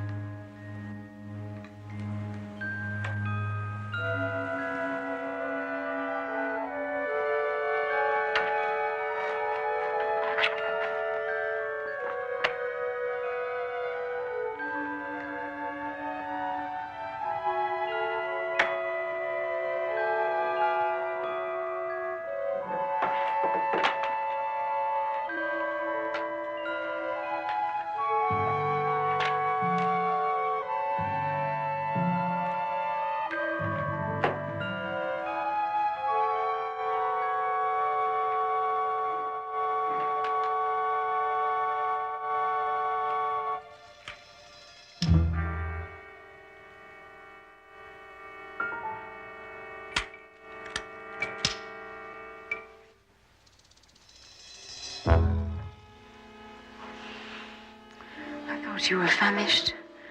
I am.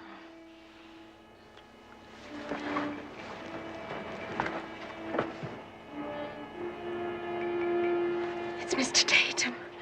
Oh, Stephen, please hurry. Please. Now, don't worry. He won't see me.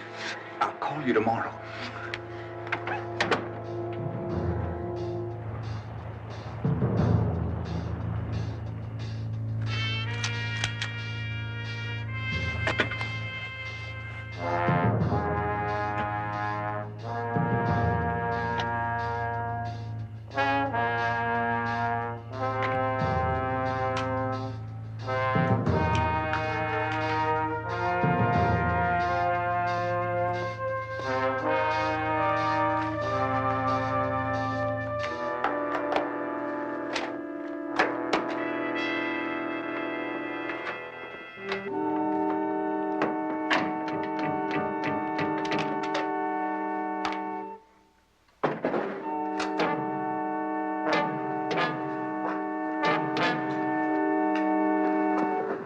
Put your hands behind your head and keep them there.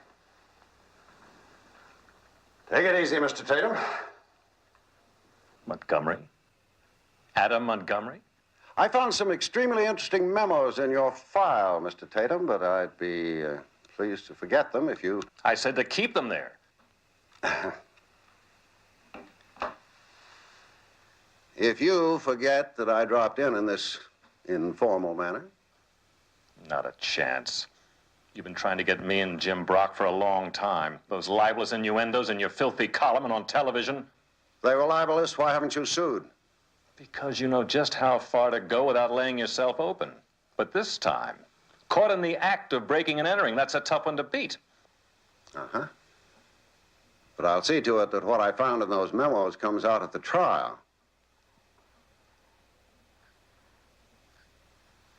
Looks like a standoff, doesn't it? I've got a better way to get you off my back. I surprised a prowler here, and I shot him. Didn't recognize him in the dark as the famous Adam Montgomery.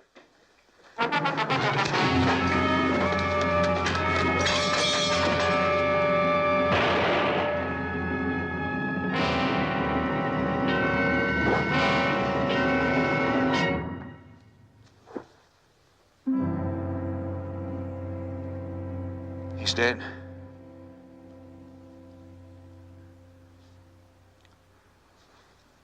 He shot himself. Suicide? The maid. She must have heard.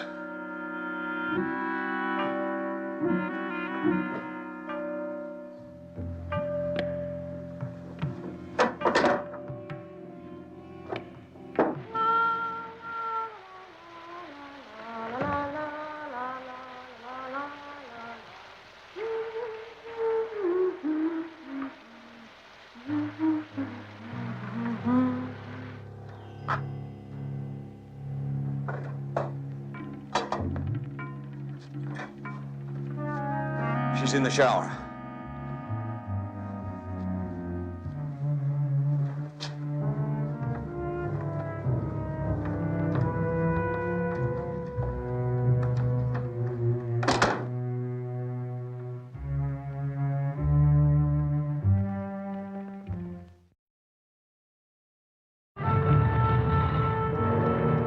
I'm positive it wasn't suicide, Mr. Jones. My husband wasn't the kind of man who caved in under pressure and gave up. Yeah, but you were away, Mrs. Tatum. Isn't it possible that your husband may have been under pressures that you didn't know about? He wouldn't have taken his life, no matter what. Here you are, Mrs. Tatum. Thank you. Did you take cream? Yes, thank you. I called the police after you phoned. Did you know that your husband was shot at close range? Yes, I know. They told me. Powder burns. Did he also tell you that the test that they conducted indicated that he fired the weapon? Well, that doesn't prove he fired it himself. I was in Europe. It's the first time we've ever been apart for more than a day or two. We planned to go together, but he couldn't make it because... Why not, Mrs. Tatum? Some sort of crisis in his work. Have any idea what the crisis was? He never talked to me about business. But it did seem to help to have me around. Did he ask you to call off the trip? No, on the contrary. Well, we arranged to travel with another couple, and he insisted I go. He said he was going to catch up with us. And then when he called me that day... He called you in Europe? It was 3 hours before he was shot.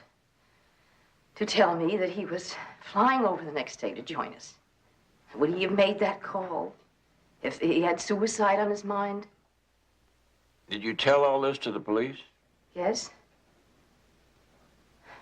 Well, they consider the physical evidence conclusive. Well, maybe it is. Maybe I'm grasping at straws and wishful thinking because I feel so terribly guilty. It's strange, isn't it? When someone we love dies. We always have those irrational feelings of guilt. Why not irrational if it was suicide? It's my fault. I should have been here when he needed me.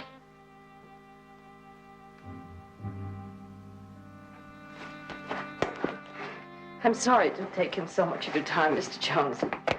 It was clear from the start that you'd already made up your mind. That's pretty close to the truth, but one way to prove you have a mind is to be able to change it.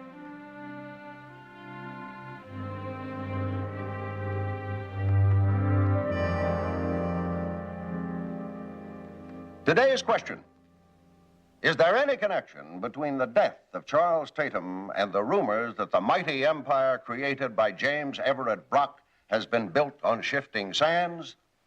Or should I say, shifty? Tatum was second in command to Brock, that shadowy industrial Midas about whom so little is known. There have been hints that Tatum took his life because the walls were closing in on him and Brock. In the very near future, I can promise you more than hints. In upcoming editions of Report from Montgomery.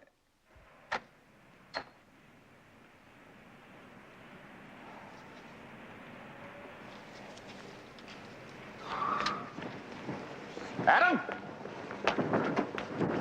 I caught your broadcast in a monitor room. Why are you still holding back on the memos? I break the story now, they might reopen the investigation of Tatum's death. Well, there's no way they can find out we were there. No. Brock would know those memos are in Tatum's file. Well, you could say somebody slipped the copies under your door. Brock has so many enemies. I will decide what to say and when to say it, Larry. Did you get anything on the land commissioner's story? I always get something. Proof of bribery? Well, not yet, but enough for a column. Good opening hook. Very good. It's the same all the way through, like every column with Adam Montgomery's byline. You know how long I was at it before I got a byline? Were you writing columns and telecasts that were used word for word? Matter of fact, I was. Stop pressing, Larry. You'll get there. When? When I retire. It'll be a report from Larry Coulter then, and you can have that in writing. Have you seen the Tatum maid? Now, why would I see her? Because a jilted girl with a broken heart might start crying on somebody's shoulder. The less she says about you, the better.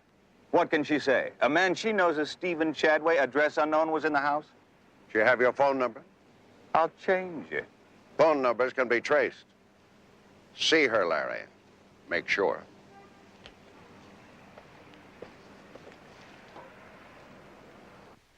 I didn't hear the gunshot.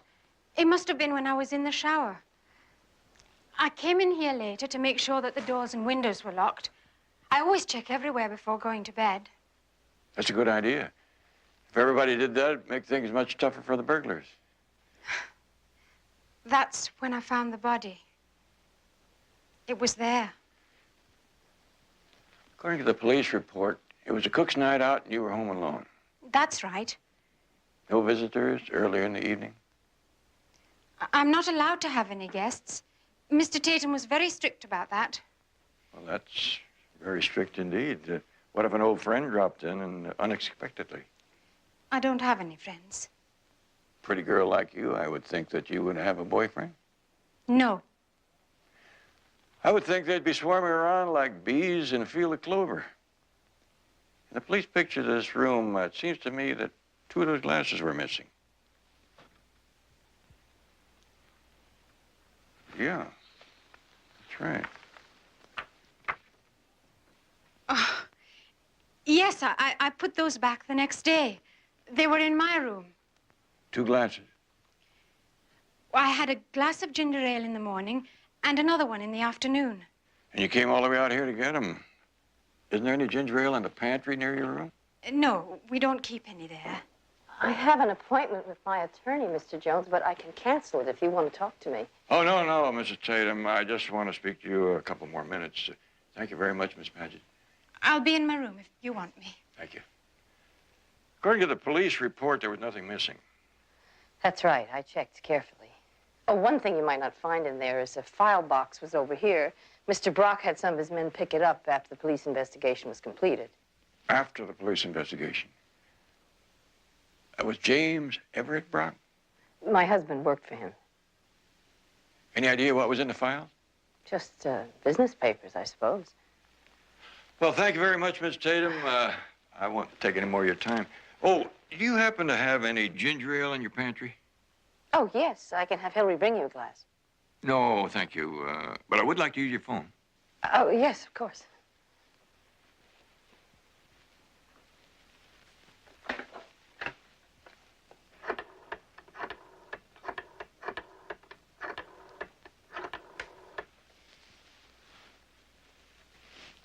Betty?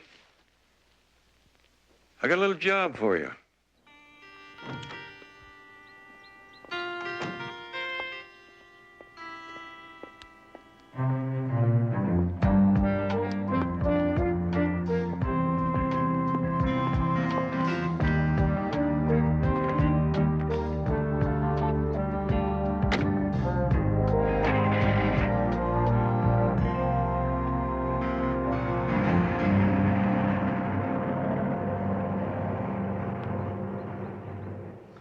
He's leaving now.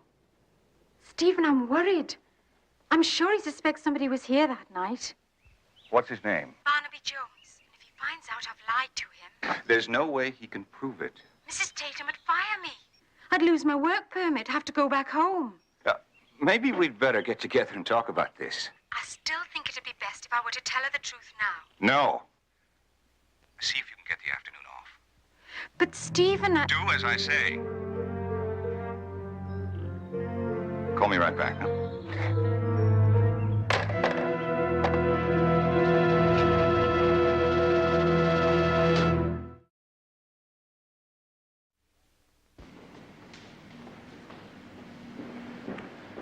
The guard at the elevator says I need a pass to see James Everett Brock. My name is Adam Montgomery. I recognize you right off, Mr. Montgomery. Adam Montgomery for Mr. Brock. Mr. Montgomery? My name's Barnaby Jones. I never miss your program or your column. Tell Mr. Brock it's very important. Mr. Montgomery says it's very important. Mr. Brock?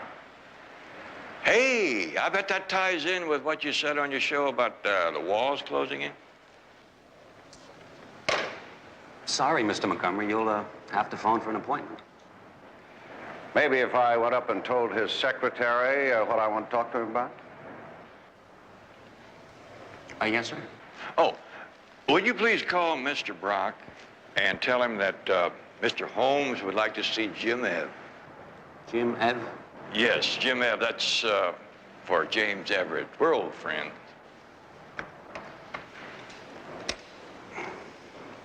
Gentleman here to see Jim Ev. He's an old friend. Mr. Holmes. Sherlock Holmes. Sherlock Holmes. You're to go right up, sir. The executive elevator. Show the pass to the guard.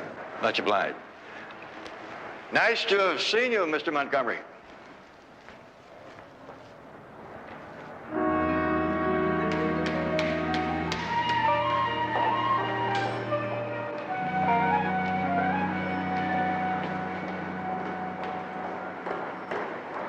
Nope.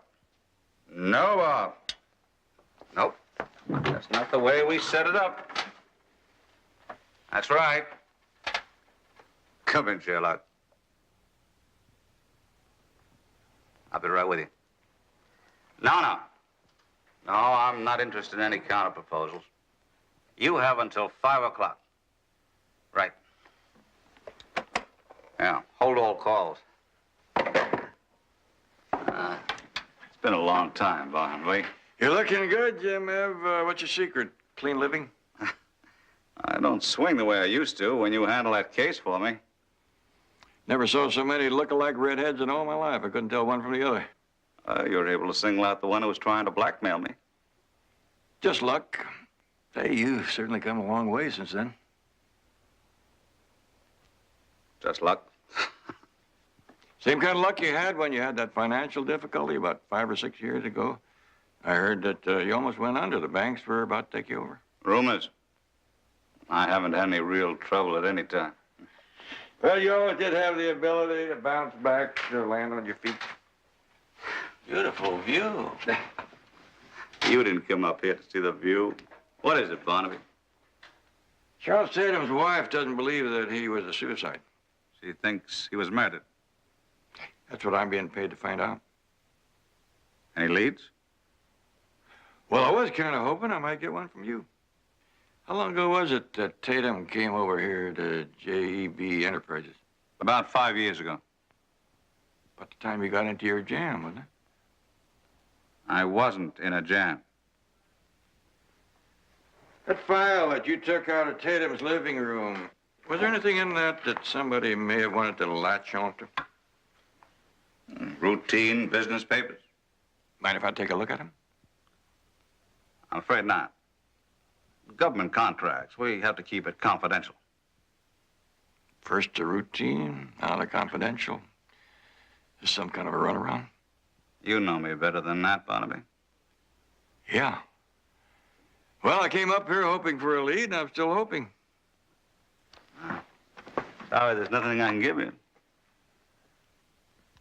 Well, I guess it's like my uncle once said, hope is like a hen that lays more eggs than she can possibly hatch.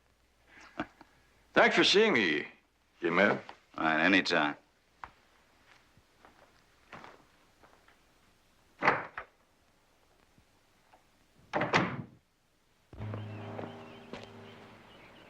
Stephen, why were you so anxious to keep me from telling Mrs. Tatum? Well, you're the one who said she might fire you. Yes, but then I said I thought it would be best. Hillary, tell me exactly what Barnaby Jones said.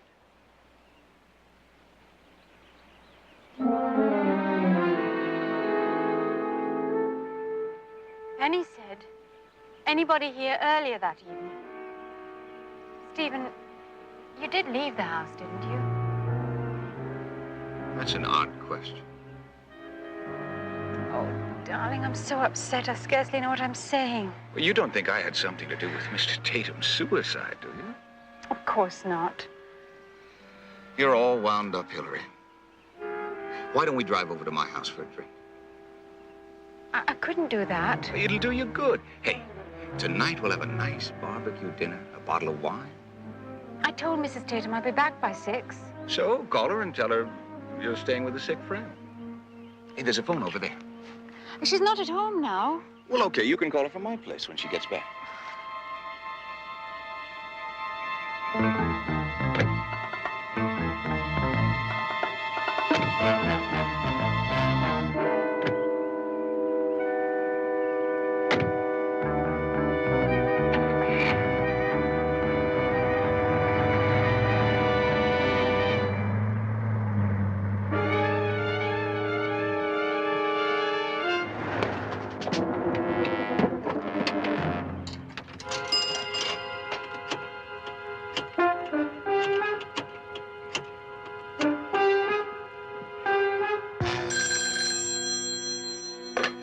Yeah.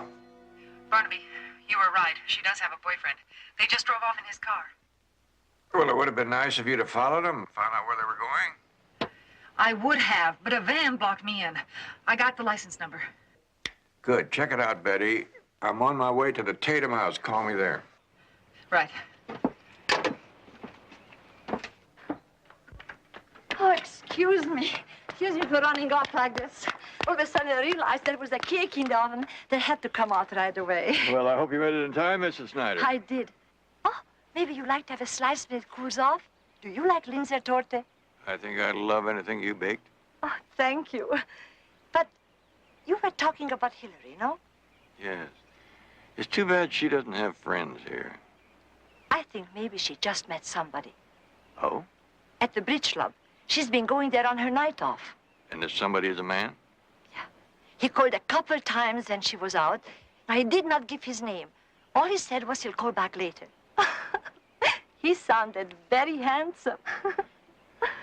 Miss Snyder, that driveway gate out there, is that the only way in and out? No, there's one right there. But it's almost never used.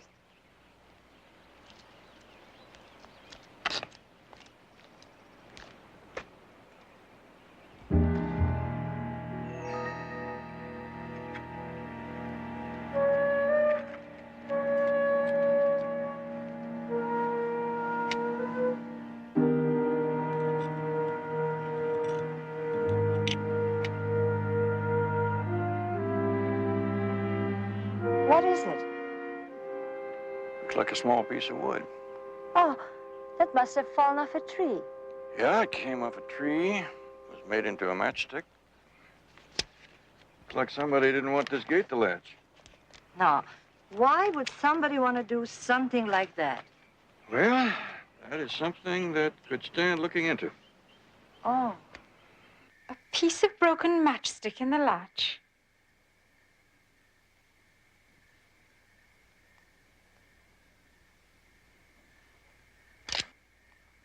What else did he say? Yes. Thank you, Mrs. Schneider.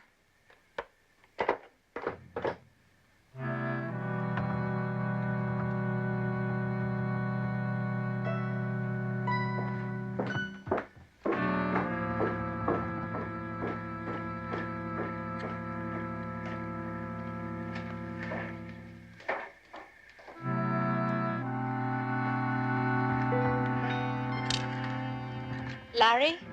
Yes? I thought your name was Stephen. Now, wait a minute. Wait a minute. I know what you're thinking.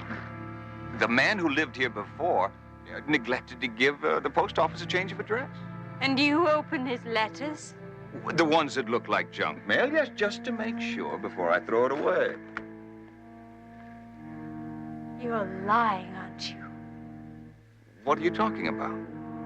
It's all been a sham, hasn't it? Honey, you're not making any sense. The cook says that detective, Mr. Jones, says that someone wedged the gate open that night. That there was someone there. That Mr. Tatum didn't commit suicide. Hillary, you know how I feel about you. Now, if you just give me a chance, I can explain everything. I think I'd better go. We can talk about it tomorrow. Now, listen, leave me. No, let me go.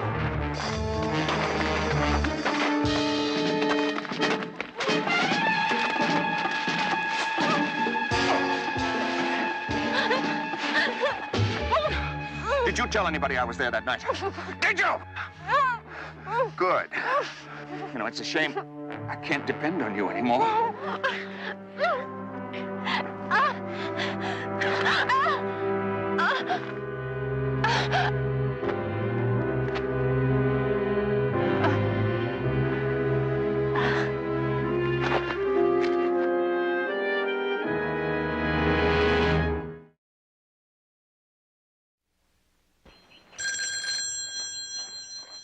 Hello.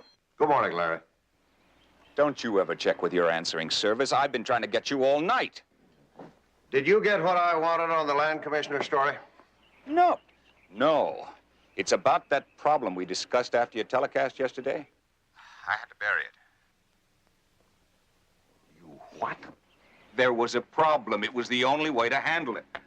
Hey, wait a minute. Hey, there's a tall, gray-haired guy at the door. It could be Jones. He saw Brock yesterday. I'd better call you back. Morning. Morning. What can I do for you?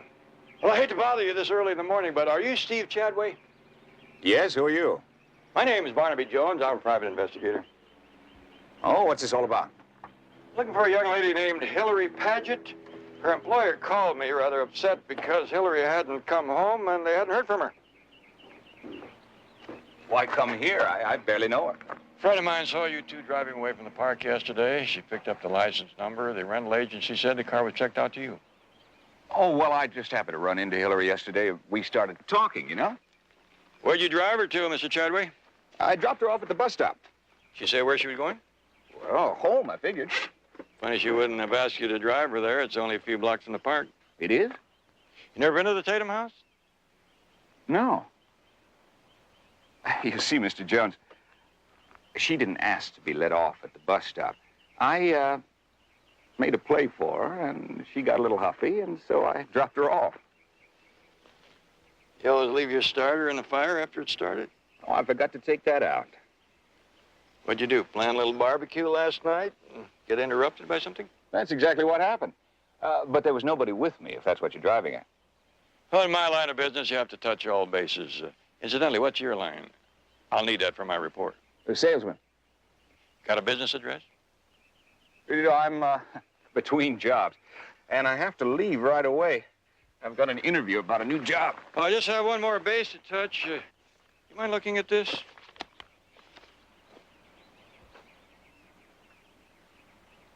You know this man? No, never saw him. Well, looks like I've come completely around the barn, back to where I started. Thanks for your time.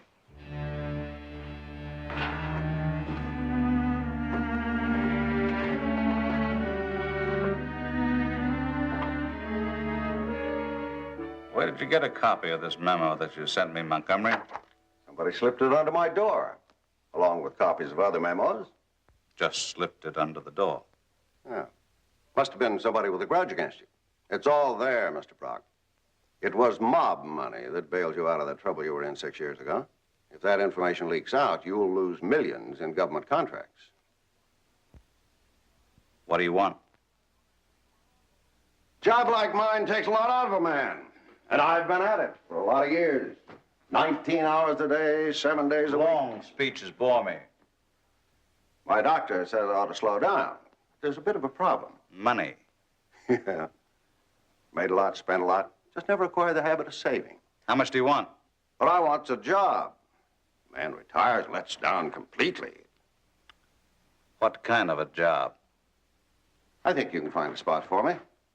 Maybe in one of your foreign branches. South of France, preferably. I'd like that. Something not too taxing, but high-paying. Kind of a public relations job. What if I retire you with a bullet? There's a codicil to my will. Something happens to me, those memos are made public. Well, maybe I can find a job for a good man like you.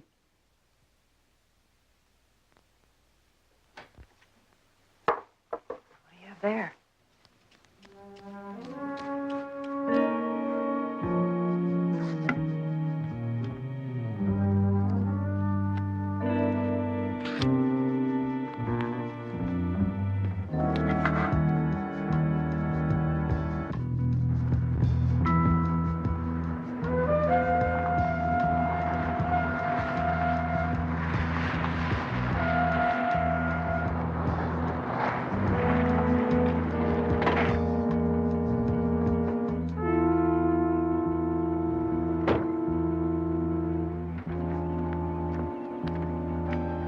Why did I have to drive all the way out here? Supposing somebody did see us together. You're sure nobody followed you?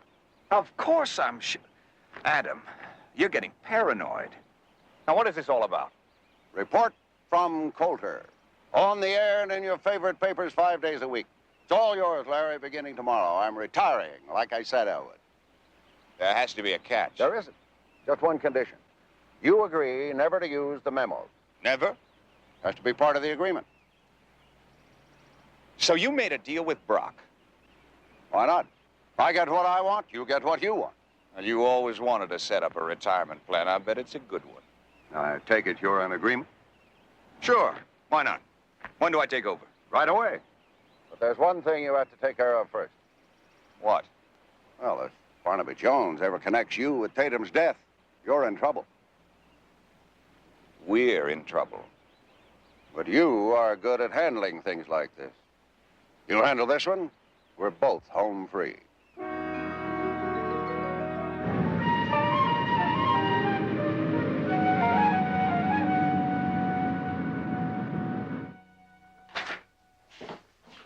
I telephoned Lieutenant Biddle, as you asked, but he hasn't received the fingerprint report. Well, Betty, it's getting late. Why don't you go home? I'll wait for it. Oh, well, I've got a few more letters to type. Why don't I go out and get us some hamburgers, hmm? No. I'll get the hamburgers.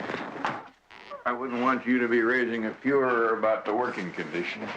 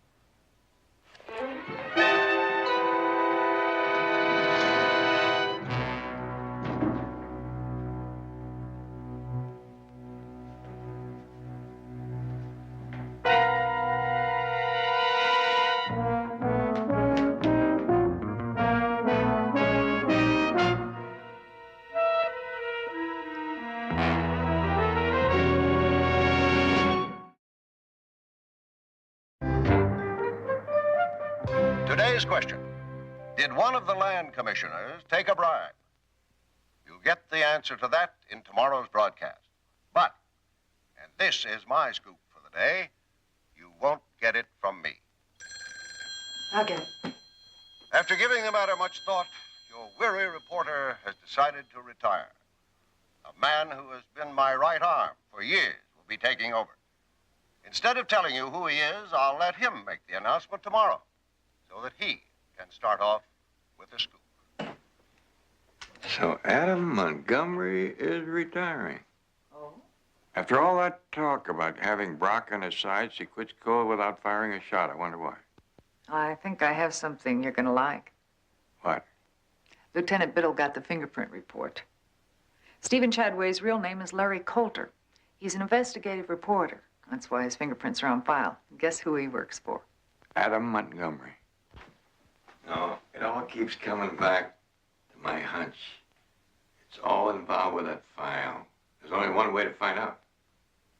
See the man with the file. Your old friend, Jim Ev.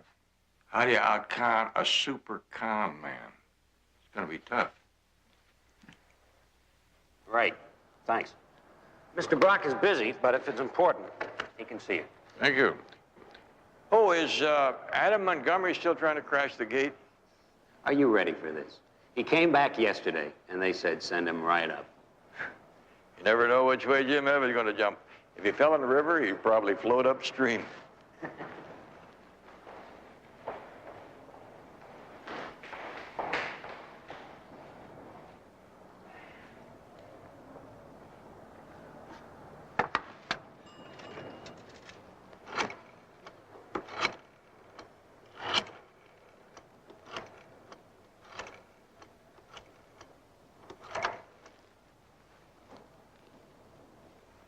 Lieutenant Biddle, please. Lieutenant? Something I want to ask you. What is it, Sherlock? I have a meeting to get back to. Jim Ev, I think I can ward off some trouble for you. Trouble?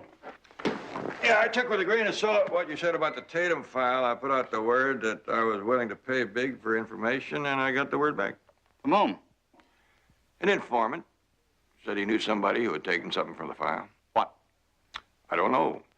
But I know what the asking price is, $150,000. Well, that's a pretty steep price for a carbon copy of a business letter. Yep, even if you knocked off a few zeros, it's too steep for me. You want to make a bid? Couldn't be anything I'd be interested in. Might be able to get the price down a little in exchange for a quick look at whatever it is. Barnaby, I wouldn't give a plug nickel for anything in that file. Well, if you change your mind, give me a call.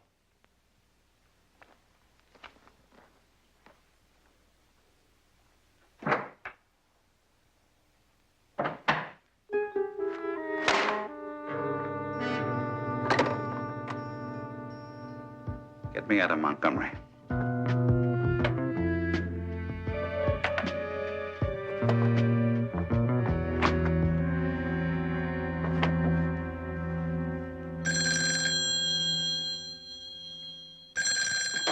Montgomery.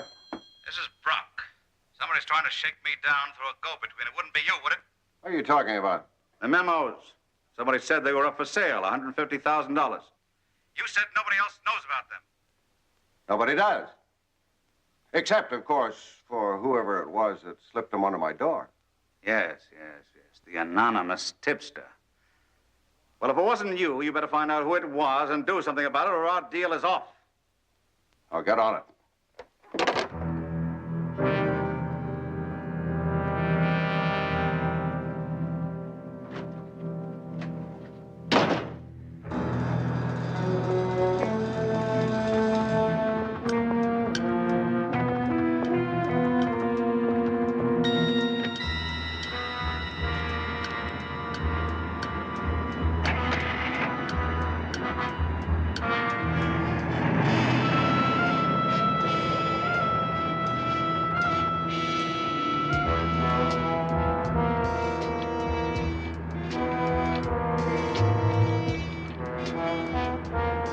Barnaby?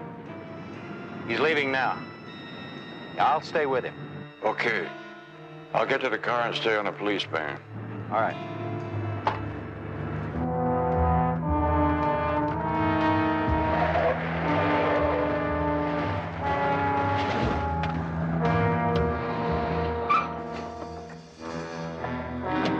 Adam, what's up?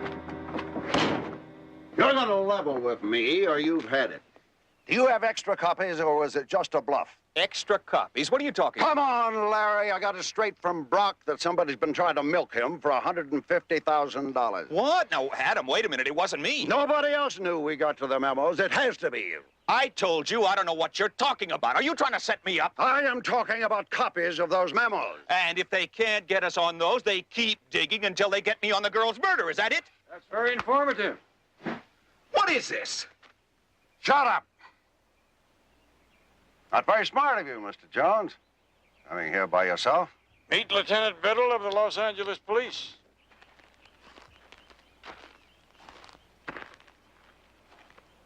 You blew it! Afraid somebody might follow me, and it was you who led them here.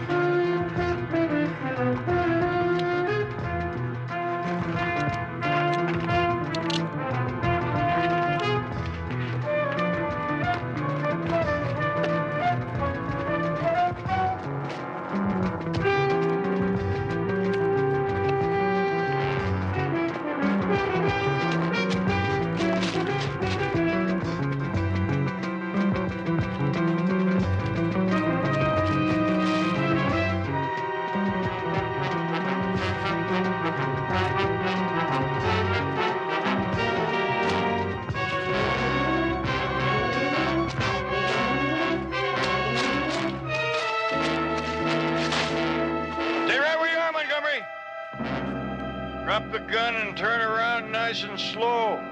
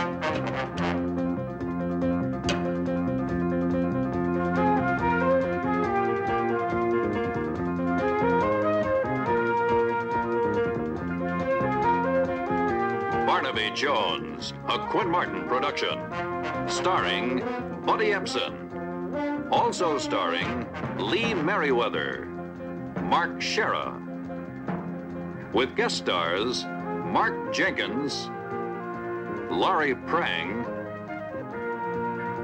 Michael Basilione, Richard O'Brien. Tonight's episode, The Inside Man.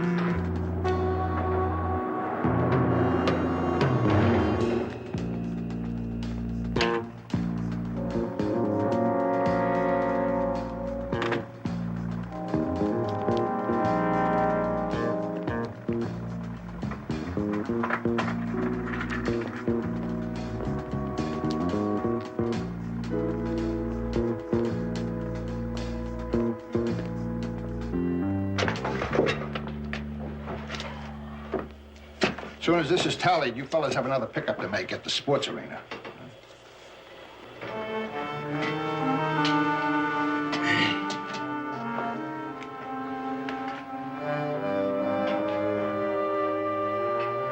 I keep my mind on business, Ralph. If those figures don't jive, Mr. Dyer's going to keep us all here till midnight. Oh, yeah. I guess I'd like a cup of coffee.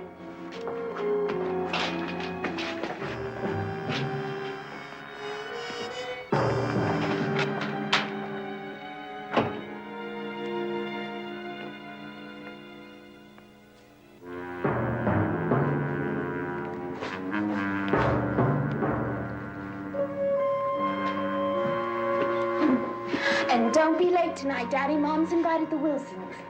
You tell her I'll be there by 7. Hi, Miss Longacre. How are you? Oh, hi. How's it going, Robert? It's Ralph.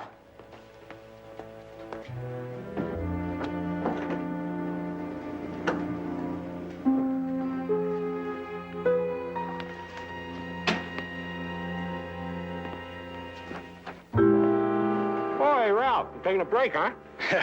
You get a little punchy in there sometimes. Industrial fatigue. I read about it in a magazine. You gotta be careful of that. Oh, industrial fatigue. Yeah. Maybe you're right. Yeah, the way I see it, counting money all day long is like tightening the same bolt on an assembly line. The monotony could crack a guy up, you know what I mean? Sounds like maybe you ought to talk to the boss for us about getting more vacation time.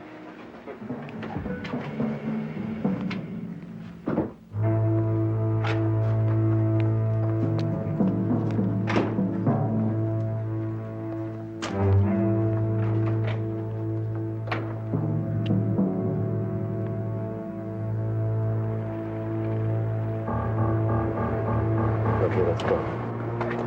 Let's go.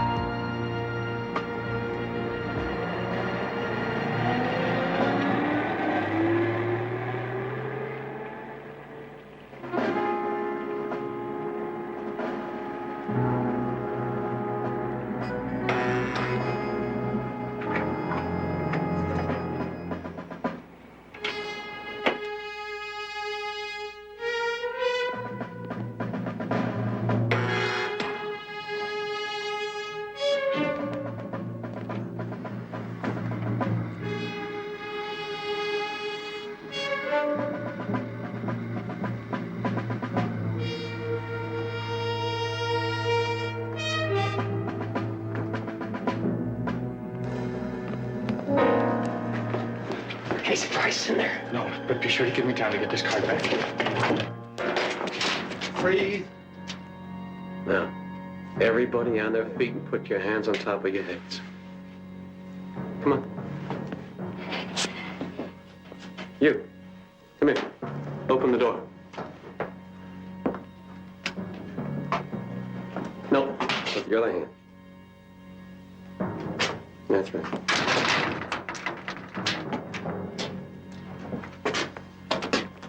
Come here.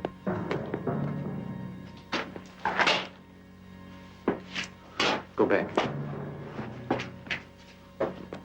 Back up, sweetheart.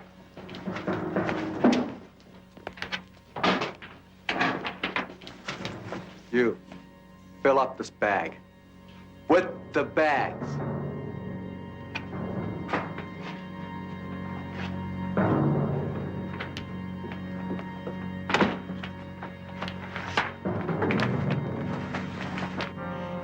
I got to get a cup for Kathy.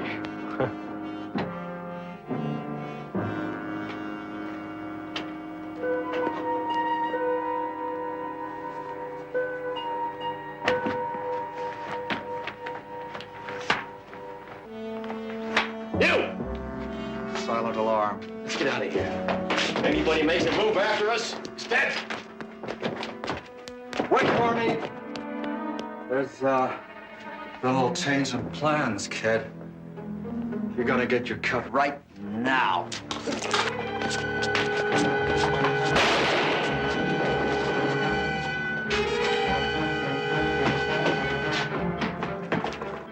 Ralph, what happened?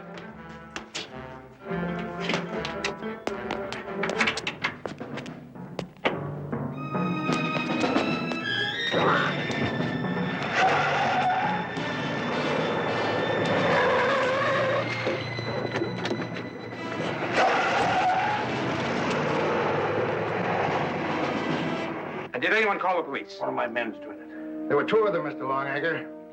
Looks like Ralph stopped this one. The money. It's all here. You took a terrible chance, Ralph, going after an armed man. You mean you did this? He sure did. Ralph's a real hero.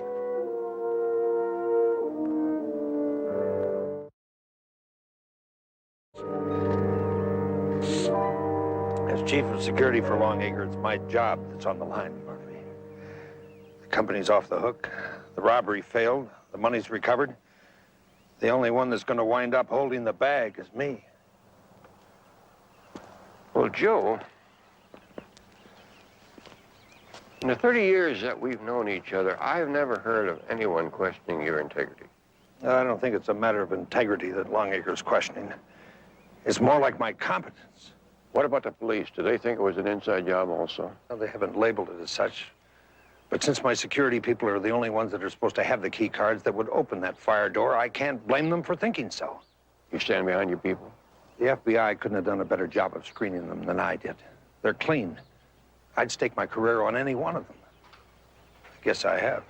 I take it you've accounted for all the key cards that were issued? Well, they're signed out when a man comes on duty. They're signed in when they go off. Nevertheless, it would be a simple matter for somebody to slip one out during the day and get a duplicate made. Well, that's a possibility, Barnaby. But I'm hoping that you can dig up some information pointing away from any of my men. What about Mr. Longacre? Is he going to mind having a private detective snooping around? Frankly, yes. But he doesn't want his board of directors wagging a finger at him in case it turns out that everybody but me has been on the wrong track. How about it, Barnaby? Would you look into it? I think you already know the answer to that, Joe. I'll give you a call later.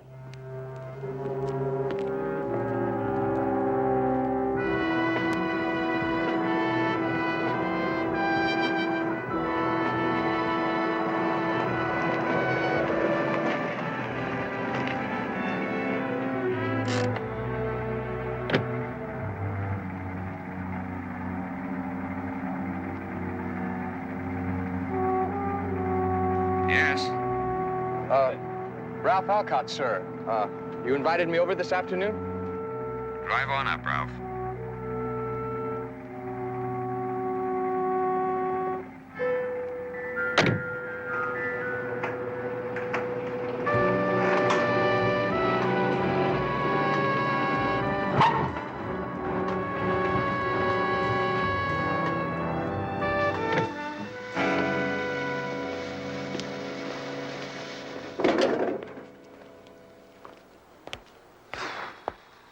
Is it on fire? Oh, hello. No, it's one of those hoses. Probably the radiator, too. Looked like Old Faithful there for a minute. Come on. We'll take care of it later.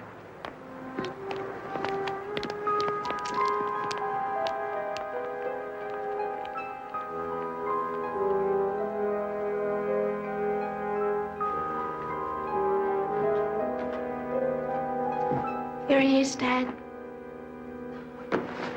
Ralph? Ralph, I'd like you to meet my wife, Nora. Ralph Alcott. Very pleased to meet you, Mrs. Longacre. Ralph, I've been looking forward to it. I bet you've seen all the newspapers. All about one man's courage. It'd be nice if they could make a serum out of it and give a shot to everybody in the country. Wouldn't it, though? Well, Dad, aren't you going to tell him? Give me a chance. Ralph, you probably know there's been an opening for some time now for a new assistant to the chief accountant. It's yours, Ralph. Dad's promoting you for what you did. Oh, hey, wait a minute. That is the trouble with women. You know, they will never let you tell a punchline. There'll be a raise in it for you, too. There. At least I got that in. Well, whatever it is, I'm sure you're still being underpaid. Look, I really didn't expect... A word to the wise, Ralph. Never give Martin a chance to change his mind. They're always ganging up on me. Chris, maybe Ralph would like a drink before lunch? Oh, I'd better do something about my car. Oh, don't worry about it. Dad, you can have someone take care of Ralph's car, can't you? One of the hoses broke or something. Oh, no problem. Andy's coming over from the motor pool. He can fix yours just as well as mine. How about some tennis after lunch? Oh, I'm afraid I'm not very good. Seems like a nice young man, doesn't he? It's funny. You know, he's worked for me for over 2 years. I hardly ever took notice of him before.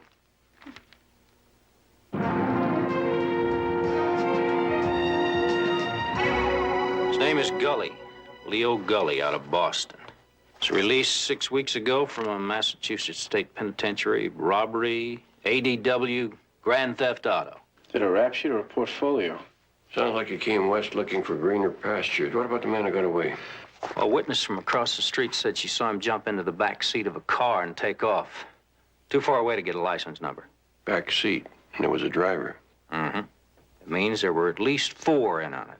Driver makes 3. How do you figure 4? You figure an inside man? Probably somebody on the security force. Now, wait a minute, John. You don't want to back yourself into that corner, do you? Joe Montgomery is my friend, too.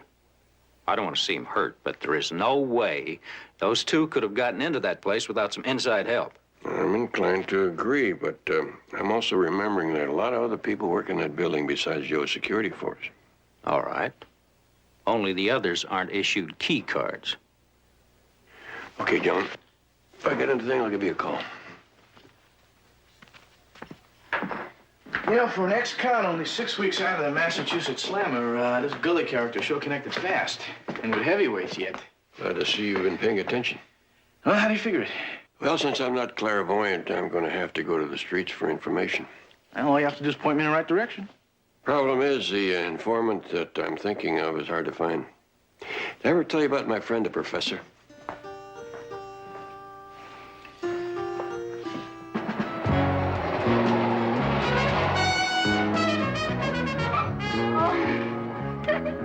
So Pete told Lois she better stick her head out of that ivory tower of hers and see what's going on in the world. Well, you should have heard what Lois said. What? Oh, yeah, that's mine right over there. It's loaded with charm and peeling stucco. Well, from here, all I can see is the charm. Inside, it's even worse. I'd ask you in, but, Well, it's been a long day, Ralph. A nice day. Maybe we better say goodnight. yeah, I guess we just did meet, didn't we? Uh-huh. I have been noticing you for a long time, though. Well, where was I during all that? Not noticing me. Calling me, Robert. Robert? I'm sorry. No, don't be. I like Robert better. Okay, Robert. Well, thanks for the lift home and everything. When you get your car fixed, you can do the same for me one day. Well, good night, Robert. Sleep well.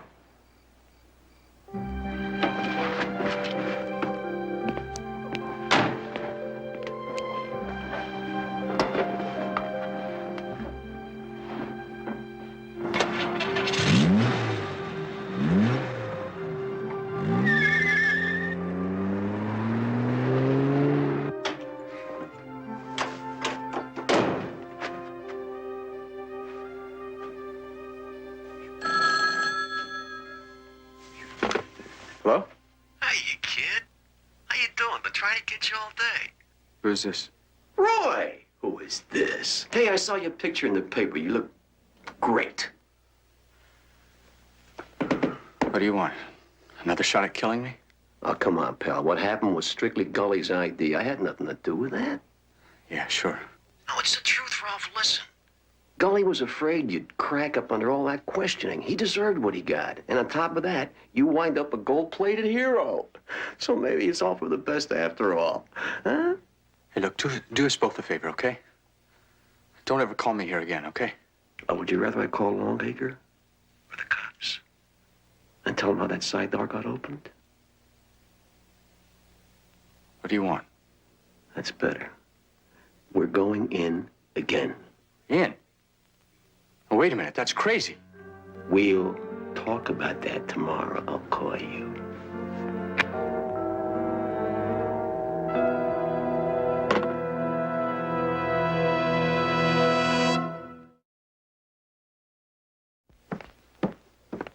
Good morning, Mr. Longacre. Joe? Mr. Longacre, this is the private investigator, Barnaby Jones. Oh, yes, Mr. Jones. How do you do?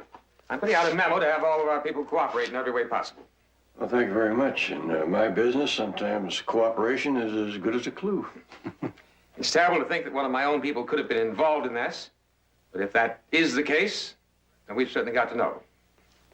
For everyone's sake. If you heard a funny noise, that was my pension going down the drain.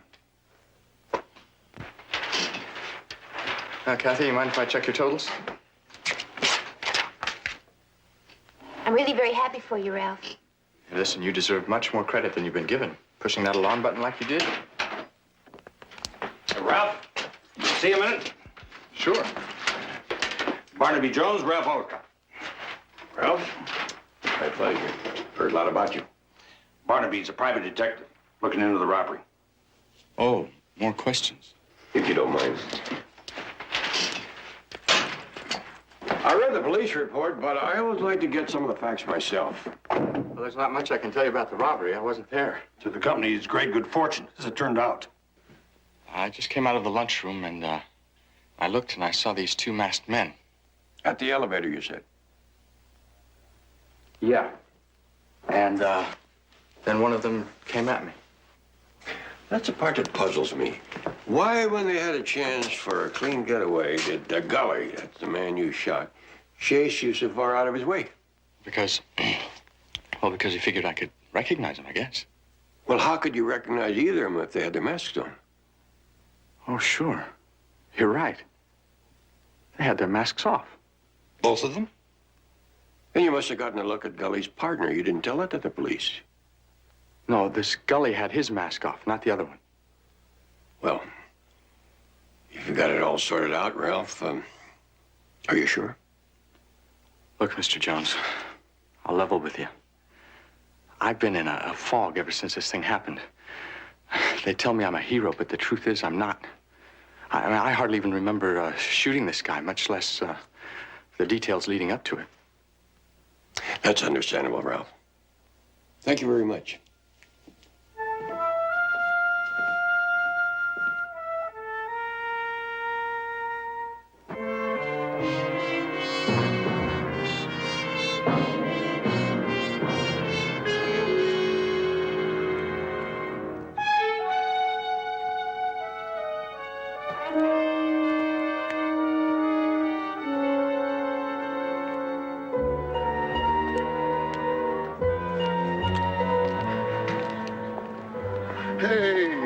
Isn't the big hero. How's it going, kid? Lousy. Ever since I let you talk me into this mess. It didn't take much talking, remember? We checked you out real good before we ever made a move on you. You said you hated the job, you wanted to shake loose, make a score. Now it's all still there. Yeah, but robbing Longacres again is dumb. Ralph, that's the beauty of it. They won't be expecting us. Us? Gully's dead. What do you mean, us? Easy. Nobody's asking you to do anything different. I already got another guy. The only thing we got to worry about is when. No. One thing I'm not going to do. I'm not going to risk getting a hold of another key card. Now, that's for sure. What about hitting the loading dock before they put the money inside and when there are no other trucks around? For crying out loud, I don't have that kind of information. Get it. They trust you. I've been reading about your promotion. So find a way and get it. And if I don't, what are you going to do? Turn me in? Well, that works the other way around, too, you know. Except for one thing, Turkey. I got lots of friends and lots of places to hide. I can keep running forever. But how about you? You really want to give up this good life you're into now? It's nice, isn't it? All right. Look, I know receipts from night ball games always come in late. There's one scheduled for tomorrow night. You call me when you find out the time it's due in, okay?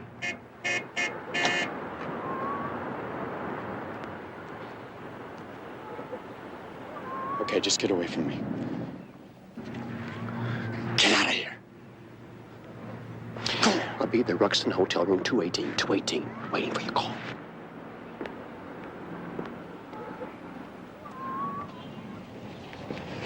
Did he go for it? Yeah, he'll go for it.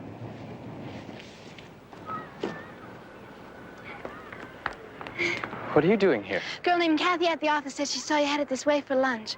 And I thought that... That guy trying to mug you or something? No, he was just looking for directions. Where are you headed? Headed? I was looking for you. It's my father's birthday tomorrow. Mother and I are planning to surprise him with a dinner out. I'm sure you'll like that. And I get to bring somebody. I'm asking you. Me? Dinner? You mean tomorrow night? Well, unless, of course, you have other plans. It's just family, Ralph. I'd really like you to be there with me. Tomorrow night, huh? Sure, I'd love it. Oh, terrific.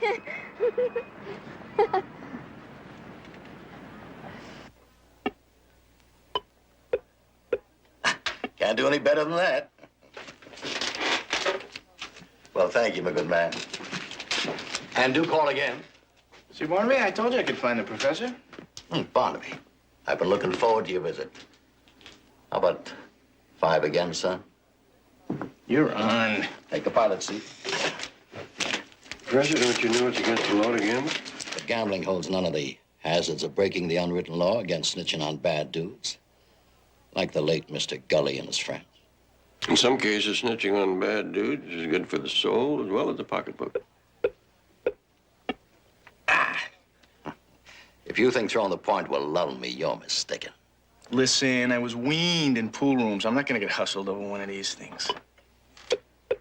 Gully and his friends, what do you got? Well, at the moment, only scorn. For a name and address, what would it take to overcome your understandable repugnance? Great number of toll calls, if you follow up a beating. You know, false confidence is going to trip you up every time. If you're asking, would I pick up the phone bill, how about a couple of long ones? Would that cover it? Quite nicely. One now and the rest when the information is forthcoming.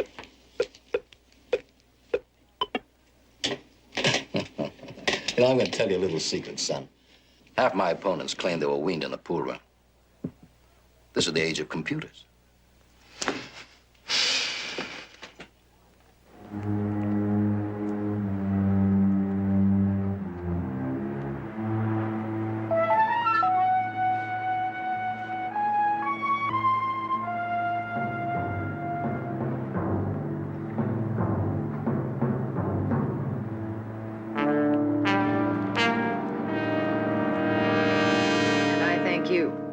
Bye-bye.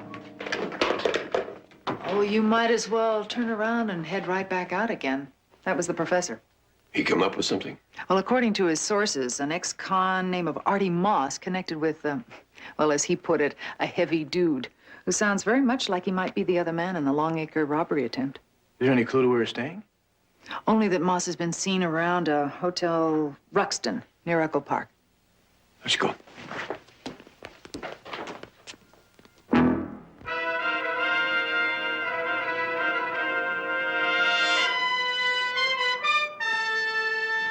What's wrong with going out sometimes? Having a little fun.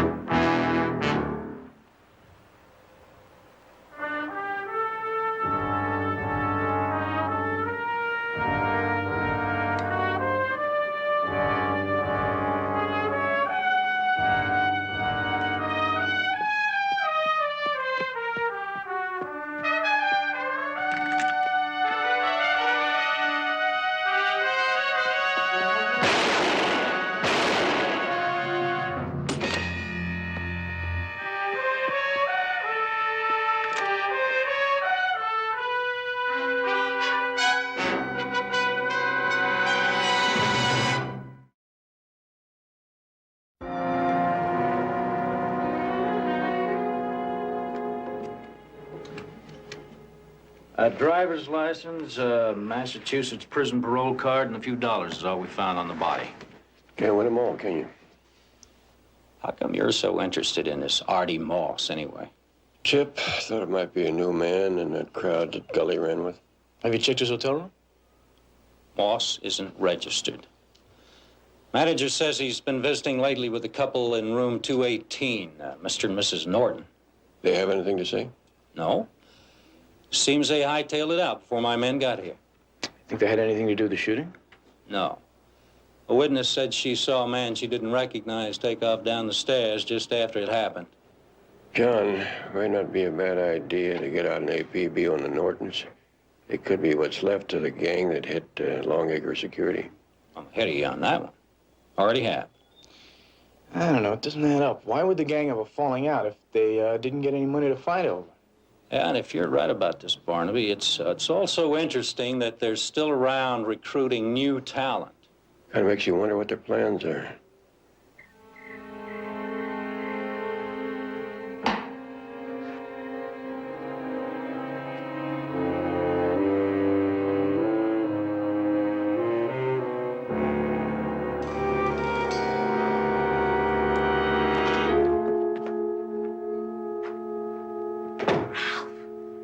How did you get in here?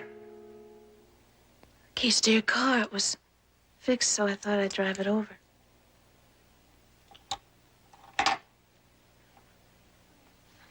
My God, Ralph, what are you doing with the gun? It's my father's. I just got it out of the pawn shop. I didn't even have the money till now. I thought you were a burglar. You're in some kind of trouble, aren't you? Look, things happen.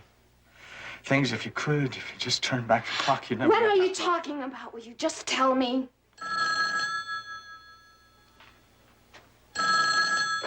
Hello?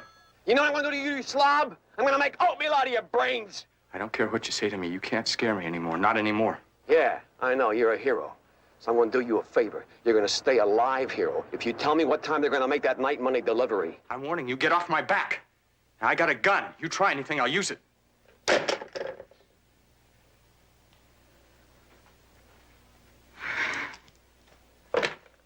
What are you doing? Calling my father, you need help. No! Then please just tell me. Let me help you. Just tell me what's going on. Please.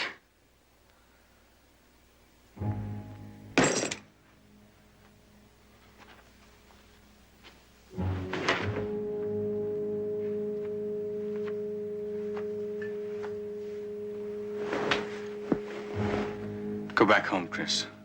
Go on back to your nice, clean, pretty world. I like you. I like you very much. You're not going to turn me away.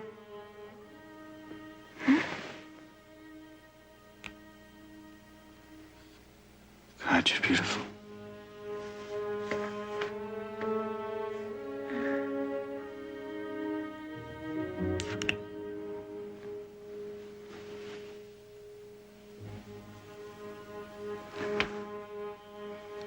Please. Does it have something to do with that robbery you stopped? It's no use. He's gonna try to kill me. Who's gonna try to kill you? That guy that I shot, Gully. That was his partner on the phone. He said he's gonna kill me for what I did. Then there's only one thing to do. Go to the police right now. Oh, what good will that do?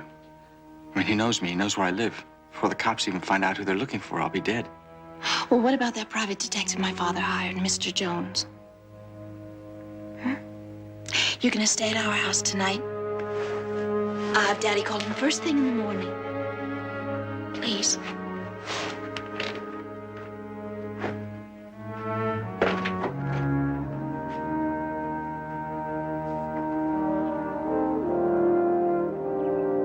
No, Mr. Jones.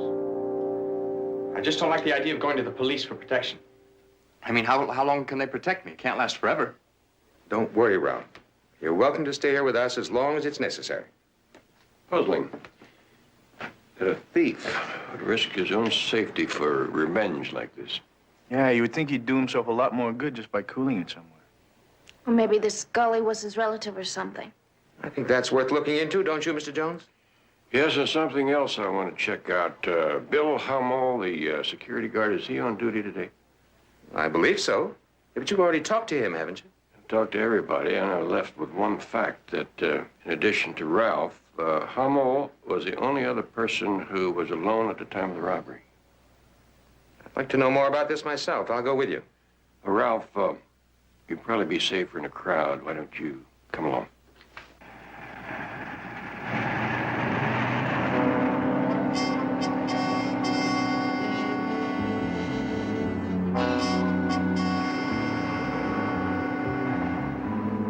There's Ralph in the third car. But I don't see the girl. Longacre's with him, too. It's perfect. You wait 10 minutes, then you make the call.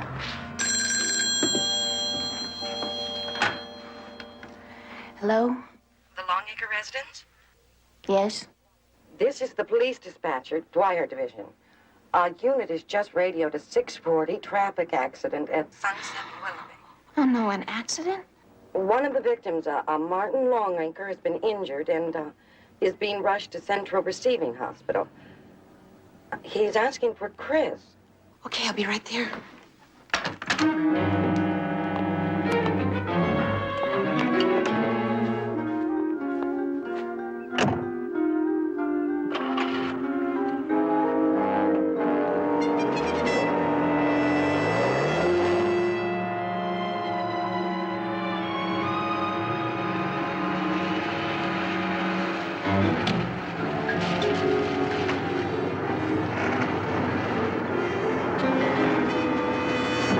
Come on, get out of the car.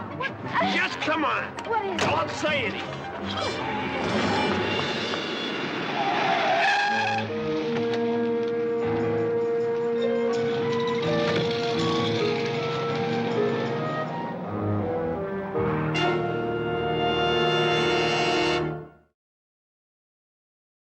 Damn it, Barnaby, we've been over all this ground before. Joe, it was your idea to hire the private detective and let him do his job.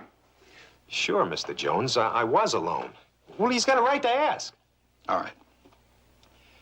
You figure that all this is tied in with Bill's key card? It's the only card that hasn't been accounted for at the time of the robbery. Excuse me, Mr. Longacre. Your secretary's holding a call for you. Tell her to take a number. It's some man calling about Chris. Says it's urgent. I'll be right back. Excuse me. Mr. Hummel, you said that you keep your card in your jacket at all times. Yes, sir. Right here. It's always with me. When you're using the washroom to clean up, you probably take it off then. Well, no, I usually push back my sleeves. I never take it off except... Except when? Except when I'm eating. You weren't wearing it when you're having lunch? No, I never do. I don't want to get any stains on it, you know? Well, where do you usually keep it at that time? Right there on the hanger. With your back to it? It's the ball game. Well, anybody could have lifted it. Well, not just anybody. It would have to be a certain anybody who made 2 trips. That's right. Second time to return the card. Well, let me see. Joe, you were in and out a couple of times. And one of the girls, I can't remember which one. And Ralph, you came back to get Kathy a cup of coffee. Coffee for me? Sure. Right about at the time those guys hit the place. Huh, Ralph? Sure. But don't you remember? No, not really. But if you say so.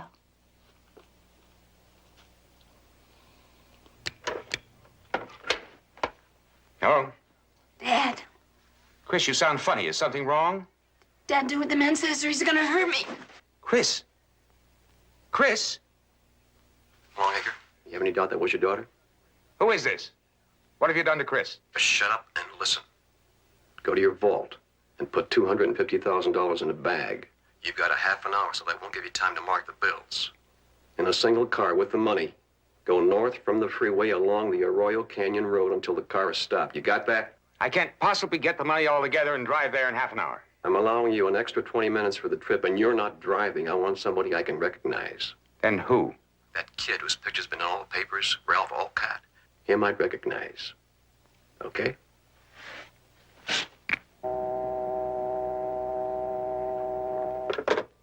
Hey, Andy, listen. Make sure that thing doesn't lock on me, huh? Looks okay. You sure you're going to fit in that trunk? Well, it shouldn't be any problem. You think Ralph Walcott's the inside man, huh? Sure beginning to look that way, but we got no definite proof to go on. That's the reason he's not going to know you're in the back. Barnaby. How many speed laws did you break getting here? Well, I stopped counting halfway here. Here are your walkie-talkies. New batteries and all. Now, Jedediah, ground rules. No heroics. Just keep sending locations. That's all. You understand? You're the boss. Just remember that these things don't carry very far. I'll be within your range.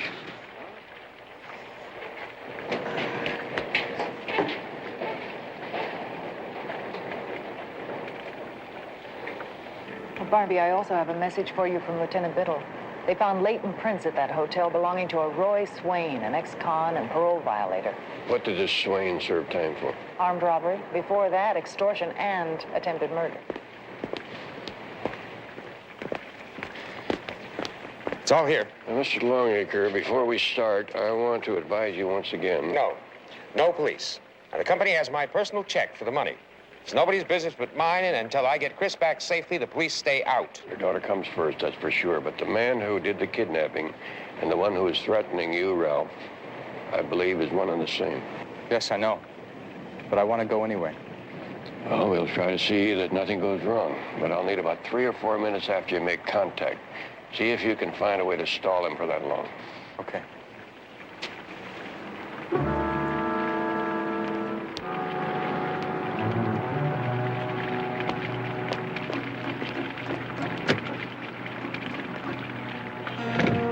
Mr. Jones. Mr. Longacre, we will do whatever is necessary.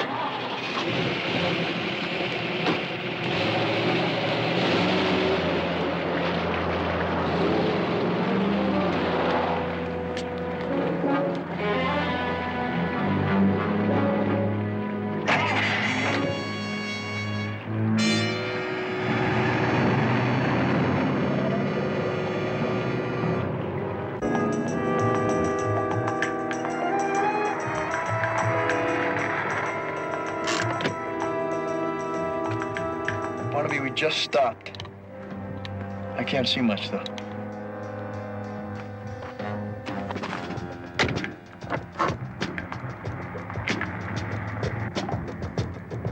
Barnaby, there's a sawhorse blocking the road where we turned off to the right. That sounds like the quarry. If so, it's a dead end.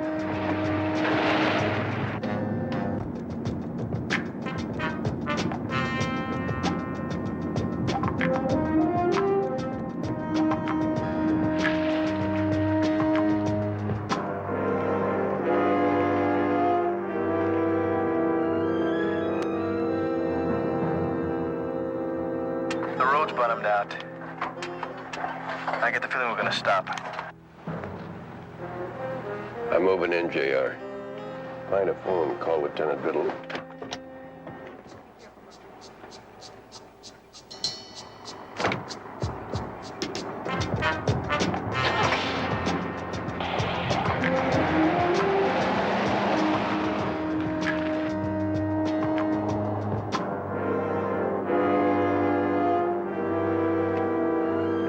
I don't know.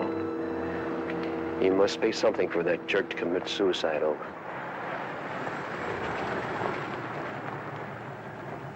Well, then I'll see how much your daddy loves you. Okay, open the doors. And I don't want to see anything in there except a bag of money. Chris, are you okay? Yes. All right, bring it over.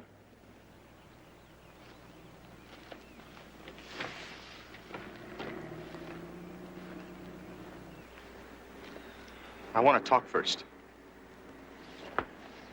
About what? You know, this is chicken feed compared to what's still in Longacre's vault. There's 5 or 6 million. We could still pull it off. How about it? Ralph, what are you talking about?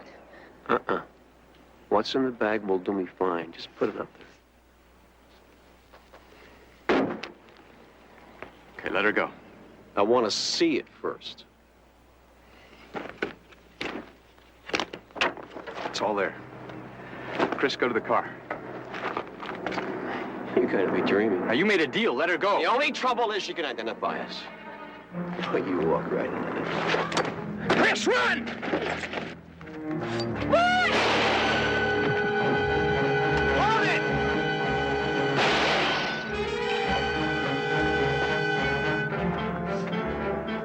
Hey!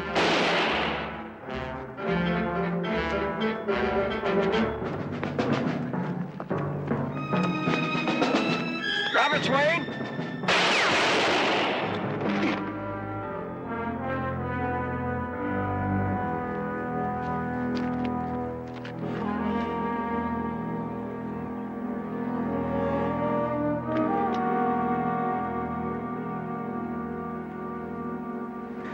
Where's that ambulance, anyway? It'll be here in a minute. But from the looks of him, I don't think he'll even make it to the hospital. Did you tell Chris I was just stalling for time, like he said? Yes, Ralph, I told her.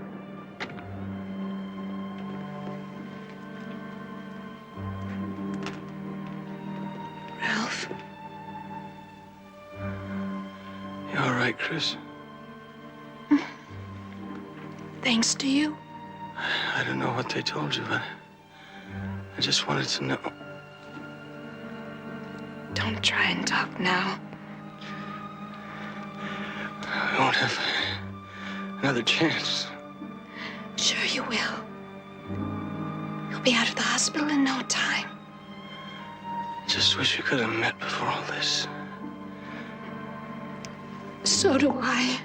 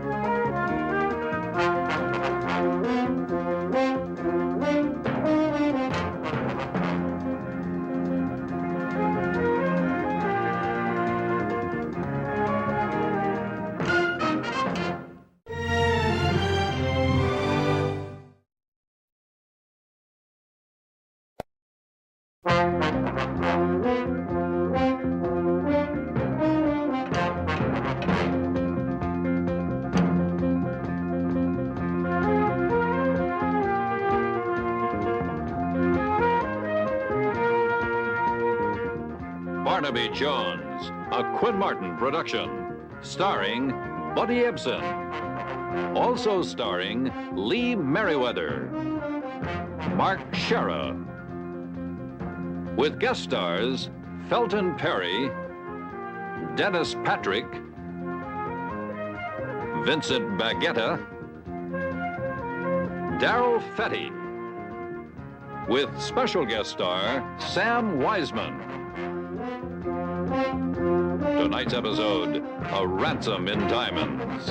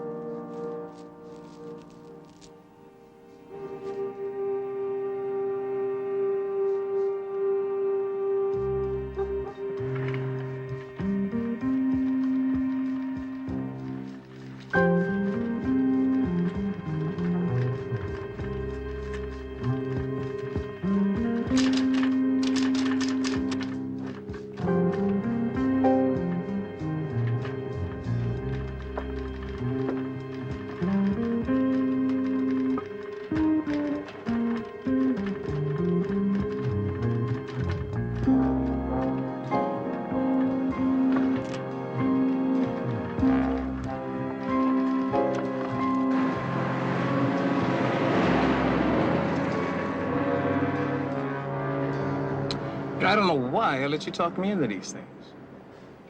Will you relax? Oh, will you look at the time? I'm telling you, there's nothing to worry about. You know, the last time you said that, we walked into a booby trap in Vietnam. So I made a little mistake. You're the lawyer. Sue me.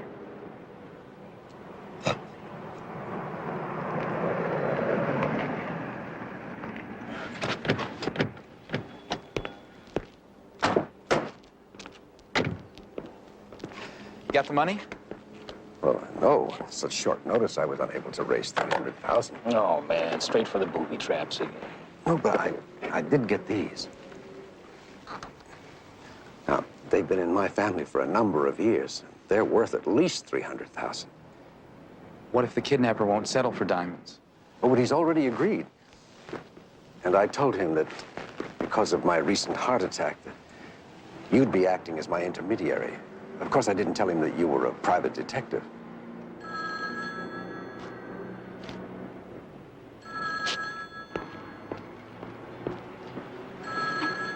Hello? Take it easy, Mr. Christie. Your wife is going to be all right. I hope so. I don't know what I would do if anything ever happened to Andrea. Right, bye. It looks like he's gonna dance us around for a little while. Where? Another phone booth, 3rd and Temple.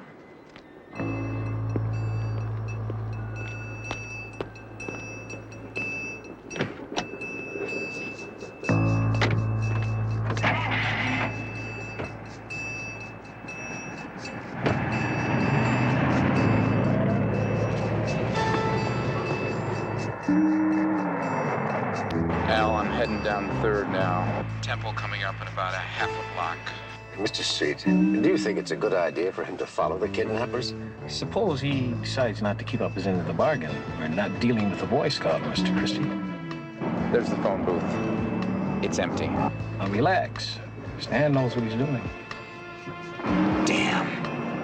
I can't find a parking space.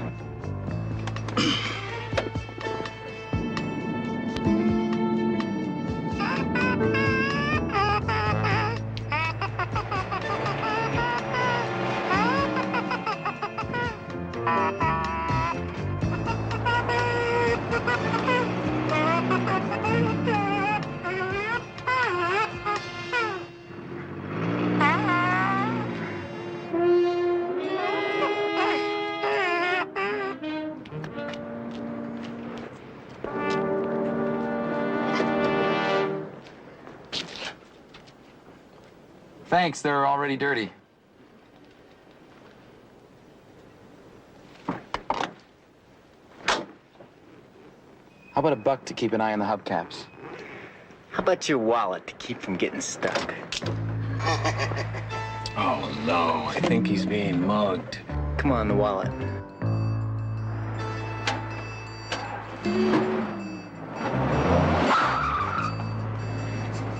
Did it ever occur to you guys that I might be an undercover cop? You turkeys are under arrest. How about the watch? Come on, give me the watch.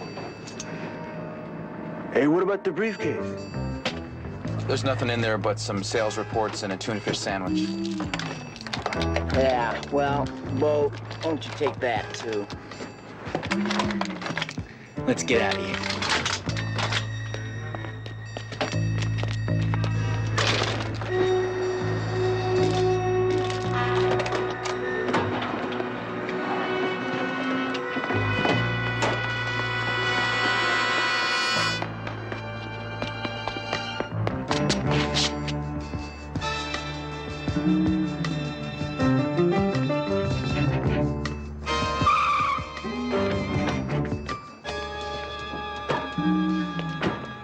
You all right? Yeah, but they got the diamonds. Oh. No.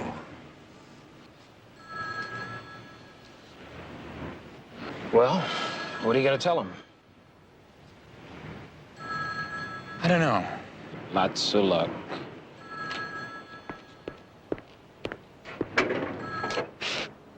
Mr. Christie? Your heart, you feel all right? What are we going to do? I don't know, but Stan will think of something. I remember once we were in Vietnam, you know, we were pinned down by enemy fire, and Stan came up with a brainstorm that would have made General Patton proud.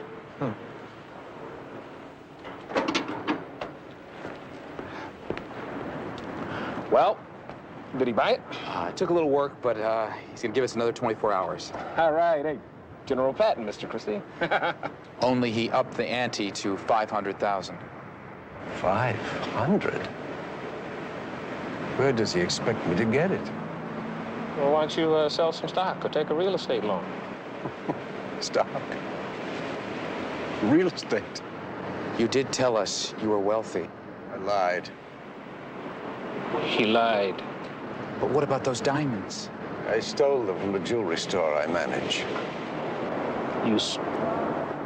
Oh, well, I'll see you around, Mr. Christie. No, on second thought, you are going to need a lawyer, so why don't you give me a call? Can't walk out now. You're absolutely right, sir. I'm driving. Mr. Street, You could be disbarred for receiving stolen goods. Receiving? I didn't know those diamonds were stolen, Mr. Christie. It's my word against yours. He's got a point, Al.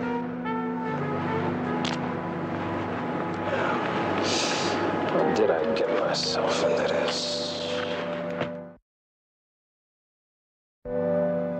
We seldom get a call for diamonds of this size or cut. As soon as I opened the drawer, I realized what had happened. One of the first things we'll need, Mr. Milan, is a list of everyone who had access to the vault. Well, my secretary has all that information. I'll get on it. I'd like to talk to your manager. Well, Mr. Christie's still out to lunch. He called to say he'd be delayed. Mr. Milan, I understand you wanted to see me. You're the security guard? Yes, sir, Dave Harmon. Have you noticed anything unusual going on? Anyone acting suspiciously? No, but I don't come back here much. I spend most of my time up front watching the customers. There's Mr. Christie now. If you need me, Mr. Jones, I'll be in my office calling my partners. Thank you. Mr. Christie? Yes. My name is Barnaby Jones. I was hired by California Meridian Insurance. Oh, yes, they told me out front what happened. I just can't believe it. When's the last time you saw the diamonds? Oh, it's been at least 2 weeks. Do you know if anyone else has been in that particular drawer in the last, since then? No, I don't. Why? Well, it begins to look like an inside job. Oh, I hope you're wrong. I'll get it. Very pretty lady. My wife. Thank you very much, Mr. Christie. Barnaby. There's the names and addresses of all the employees. What's this? Well, that's a log that the secretary made for them of the phone calls I made for the past 2 weeks. Good thinking, Jedediah. What's this number with the circle around it? Oh, that's the secretary's. Good thinking, Jedediah.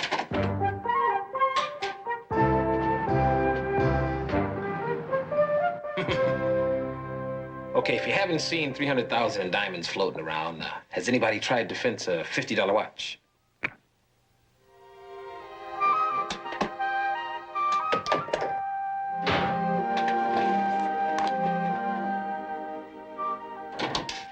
Find out anything? Yeah. I should have my head examined.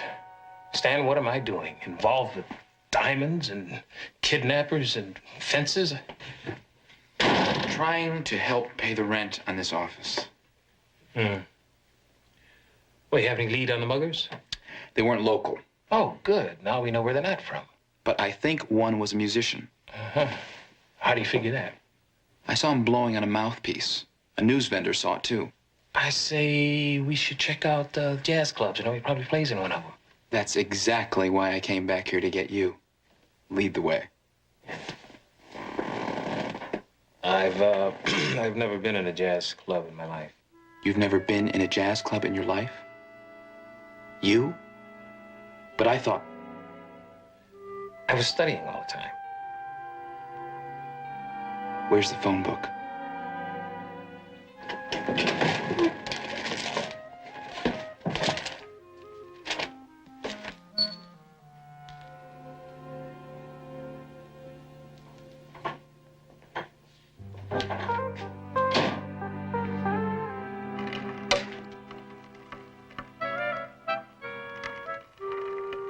Anybody home?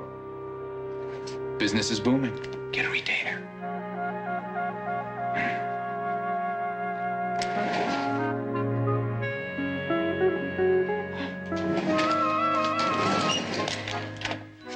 Can I help you?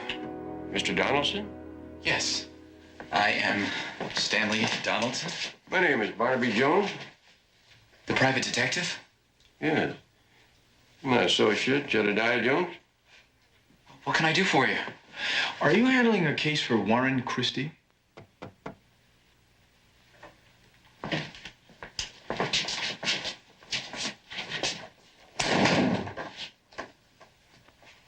This is my attorney, Al Street. Now, who is this Warren Christie? Well, he's the guy who called you 5 times in the past 2 days. Oh, that Warren Christie. Right. He is a client. Why? Are you aware, Mr. Donaldson, that there are $300,000 worth of diamonds missing from a store of which Mr. Christie is the manager? No kidding. You mean with all this close contact, you didn't discuss this? Well, I really shouldn't betray a client's confidence, but since you are also a private eye, I guess it couldn't hurt. Might even help. Mr. Christie is having marital problems. He's having marital problems? Yes, and he thinks his wife is straying from the nest. So he hired you to birdwatch? Right. And that's all there is to it. Well, Jedediah, looks like that's one more suspect we can scratch off the list. Thank you very much. Anytime. Very interesting arrangement you have here. You two partners? No. We share the office in order to save rent. We're friends, and sometimes we work together. But we're definitely not partners.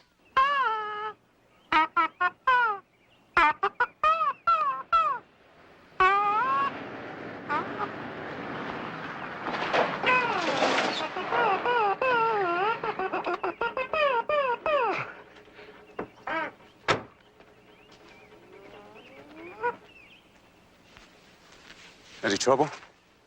Didn't even work up a sweat. Good. What's up?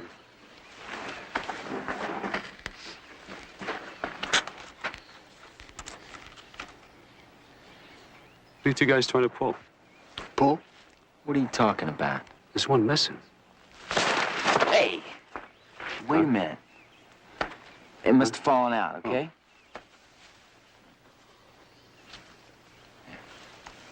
That's better. Where's our money? It's $1,000 apiece. Now you two get lost. You understand?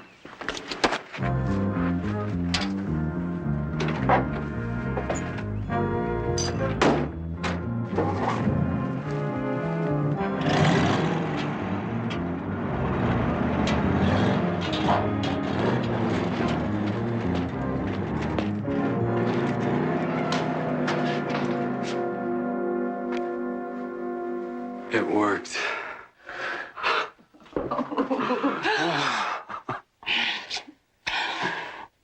I'm so glad it's over. Now we can go away. No. Not yet. You said as soon as we got the diamonds. Honey, just another day. 24 hours for $500,000 more. But my husband's not well. He has a bad heart. Nothing's gonna happen to him. Look, all he has to do is reach in and grab another handful. It's that simple. Then we're on our way. No looking back. Just one more day.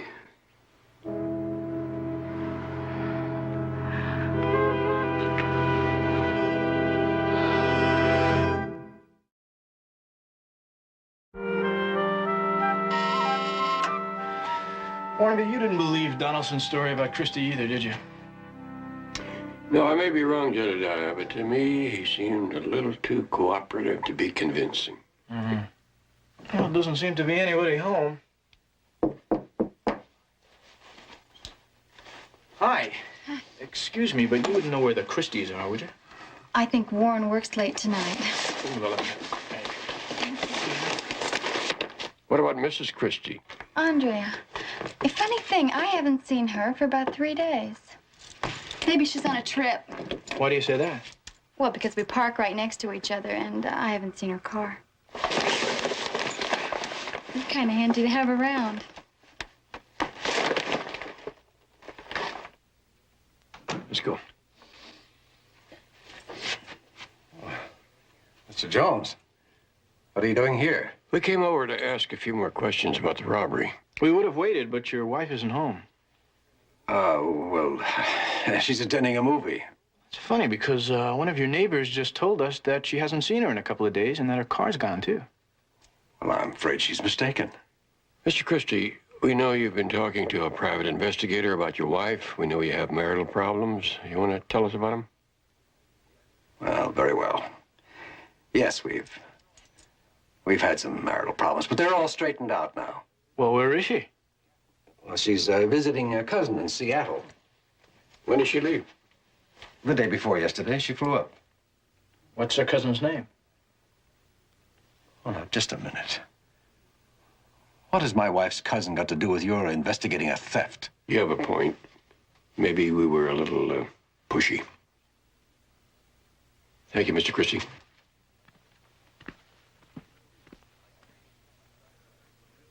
Like a drink?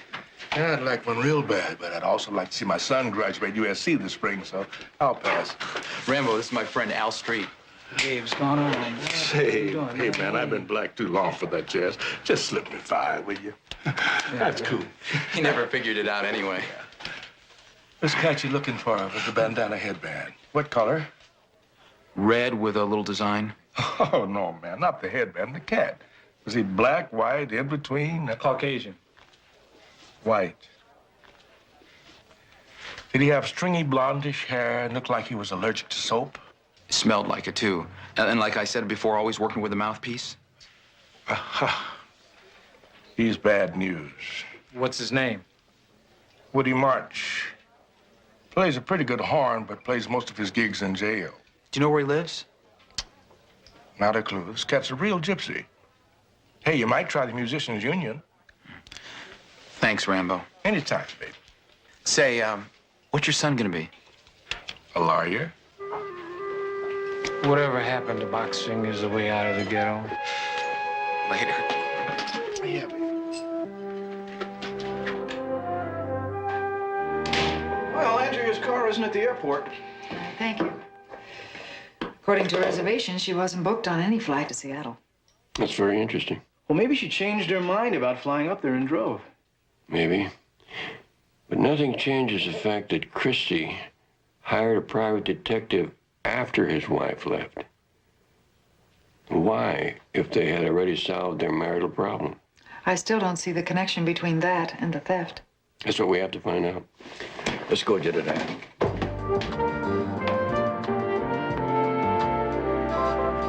Hey, you sure this is where the musician union said that Woody picks up his messages? Huh? His buddy's inside. The one shooting. Oh, God. Oh. Come on, let's get him. No. You get him, and I'll call an ambulance, huh? An ambulance? For that little punk? Stan, that little punk has 4 big other punks with him, and they look like they sleep with their motorcycles. Okay, you come up with something better. Can't you see we're busy here? Okay, look, he doesn't know me. Huh? You wait here, and I'll go inside and see what I can do, huh? Huh? Good idea. I haven't had lunch yet. Yeah? Oh.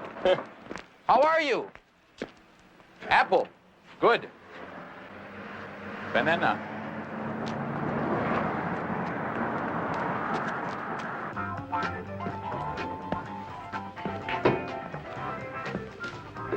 Hey. We get 2 beers.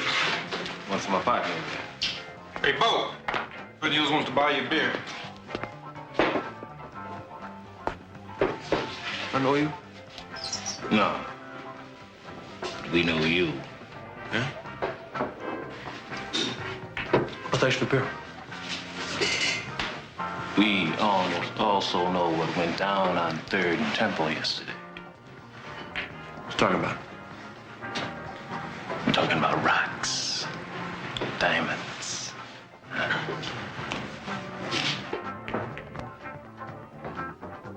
Sit down.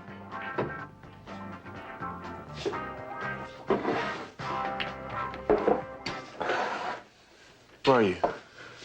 The organization. What organization?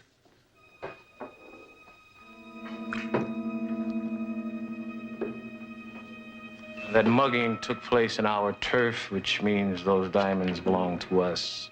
I swear I still don't know what you're talking about. All right, so much for negotiating. Now time to enforce. No, wait. All right, so we took this dude, but we were working for somebody, man. He's got the rocks. Who? He said his name was Jack. That's it. We met at the Fancy Fox. Where can we find this Jack? Hey, Bo! Oh, Bo.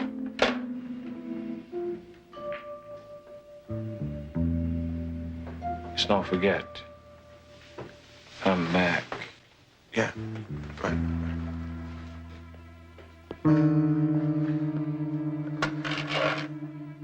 Yeah? Do you know who you're talking to?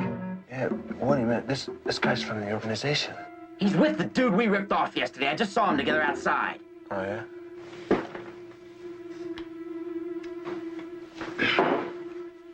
Yeah, okay.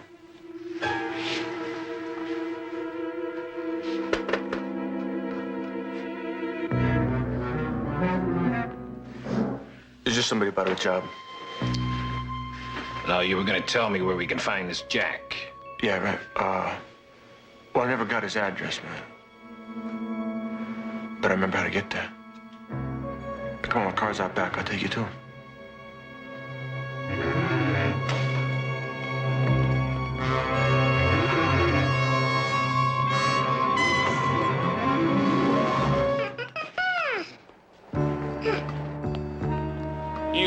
You know the organization is not going to like this. Take care of him. Whoa, come on.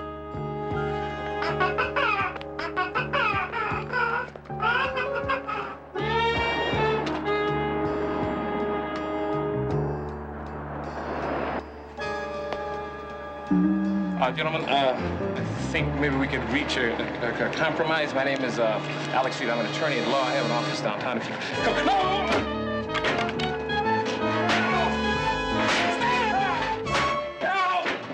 Back off! Damn it, I'll pop the next guy who moves. No, don't pull that gun, Stan. Don't you kill another guy. Come on, man. You know if you pull that gun and start shooting up the place, the cop will be looking for us in this state, too. Don't do it. Don't do it, Stan.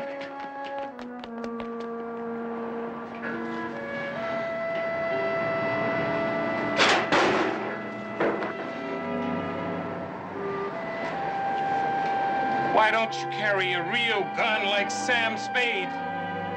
Who? I mean, what if they called our bluff? Guns kill people, Al.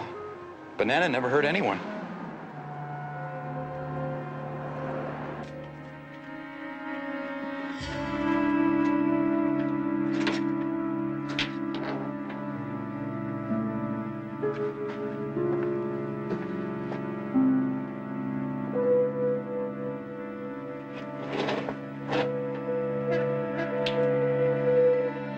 Why, Mr. Christie? You don't understand. I understand you're a thief. No. No, my wife. They've kidnapped her. They're threatening to kill her. What else could I do?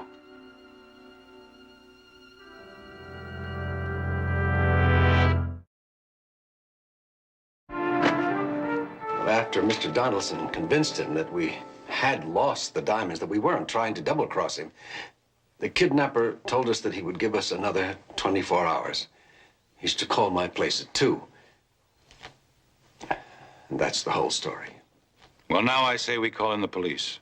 That won't get your diamonds back. And what's more important, it might cause Mrs. Christie's death. Then what do you suggest? I suggest that we go along with the kidnapper's new demands. Only this time, Jetta and I will see where they lead us. Yeah, but the only thing is, we don't have any more diamonds to make the payoff.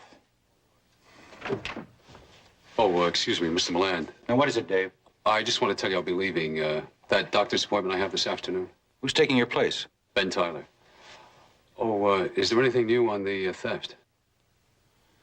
No, I'm afraid not. I see. Well, I'm sorry to hear that. Well, I guess it's about time we start standing by for the phone call. You ready, Mr. Christie?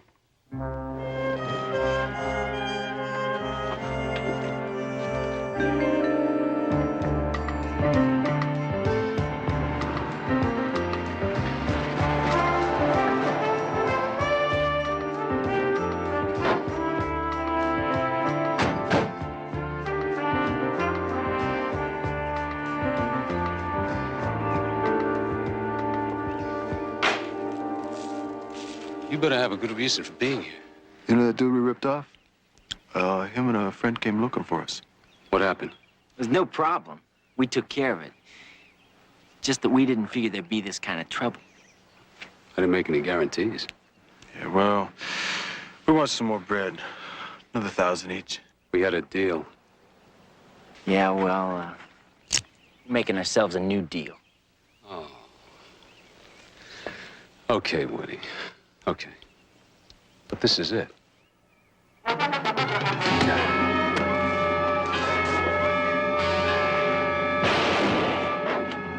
on, Bo!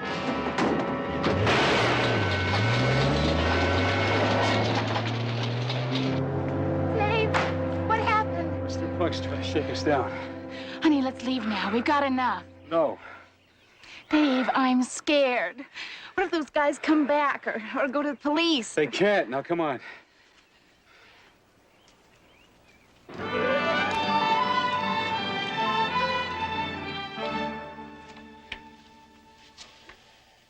I know it's difficult, Mr. Christie, but wearing the rug out isn't going to make the phone ring any sooner. That must be Donaldson Street. Let him in. I'll be in there.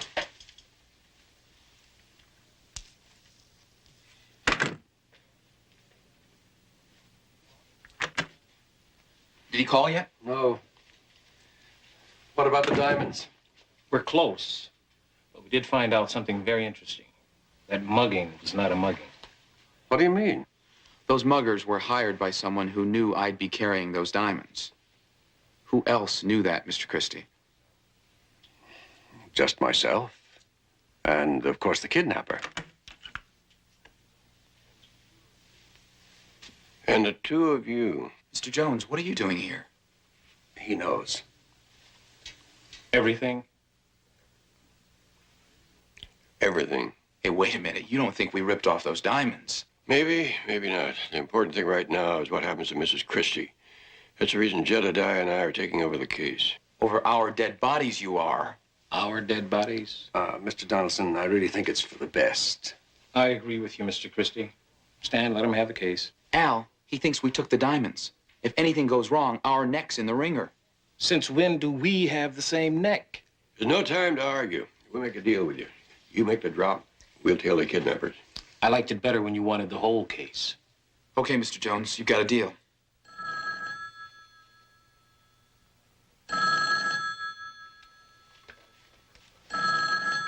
Will I tell him about the diamonds? Ask for more time. Hello? You have the stones. Yes, I'm getting them. But I want to speak to my wife first. I want to hear her voice. Okay. We'll make it fast. Warren. Andrea, are you all right? Yeah, but I'm afraid. Now listen. You've got until 3:30. That's it. 3:30. Have your man waiting at the phone booth on Stone Road in Topanga. And he better have the package.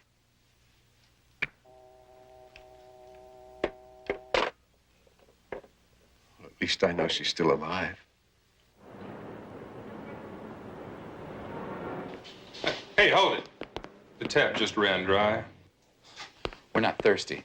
All we want is a little information. Well, then why don't you go down to the library? It is right down the street. They didn't have Woody March's address. The librarian said you did? Woody March. Now, why didn't you just say so in the first place? Don't go away. Get right here. Granny!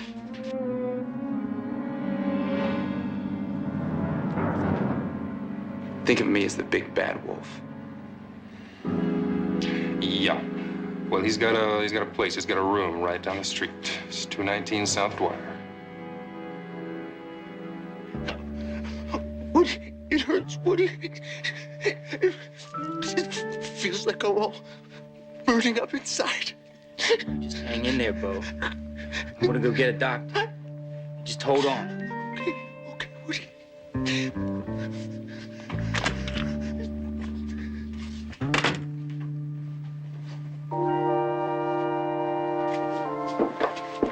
I thought I grew up in the wrong neighborhood. This is his room.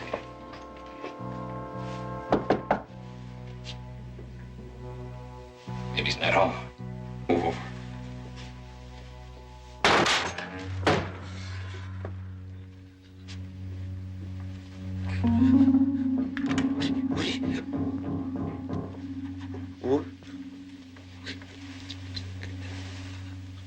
Woody, is that you? Is that you? Woody? Is that you? What is it, Bo? Oh. You got the doctor, huh? Thanks.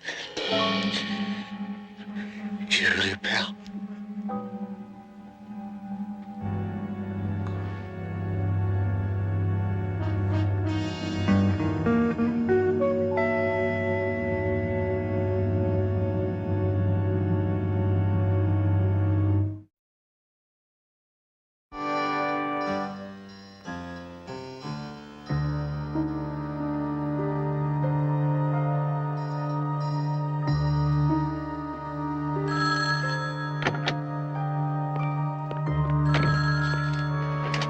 Yes. Did Betty ever finish checking them out? Oh, yeah, she sure did. Donaldson comes from an old-line Philadelphia family, 3 generations of bankers. After Vietnam, he came out here to go to school, and then he supported himself by working in a security agency and then opened an office of his own. What about Street? Well, now he made it the hard way. Pumped gas and he washed dishes and still graduated at the top of his class in law school. He met Donaldson in Vietnam, and they've been friends ever since. I think I've been a little hard on him. Barnaby is finished.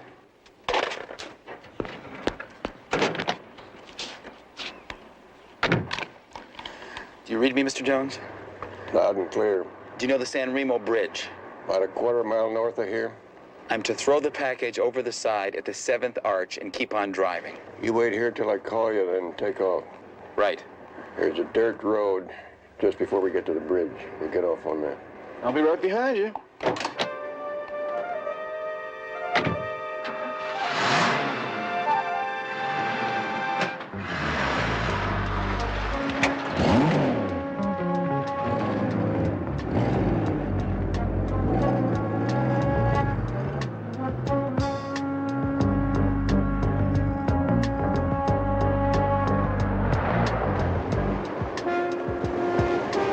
Donaldson, take off.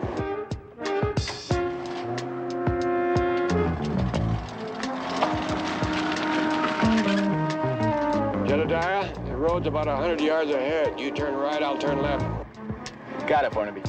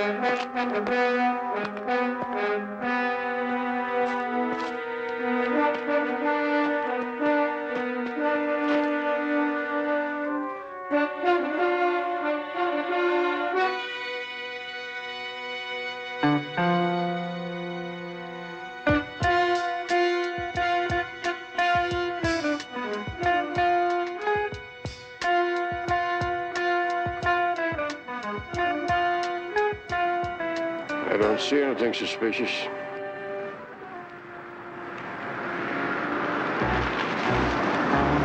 I'm approaching the bridge now.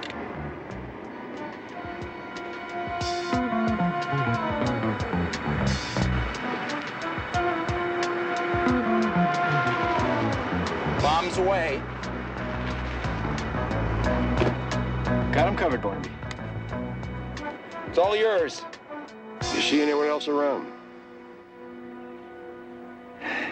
Not even a squirrel.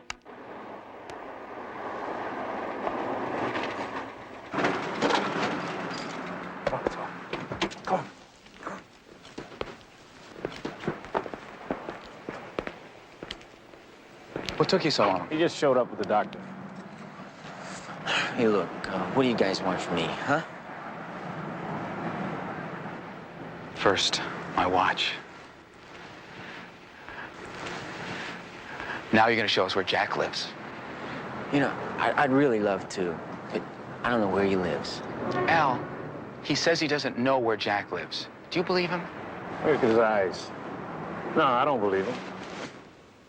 My friend doesn't believe you, and he's a lawyer. You know something? I don't believe you either, and I'm just plain mean. Let's go. Get in.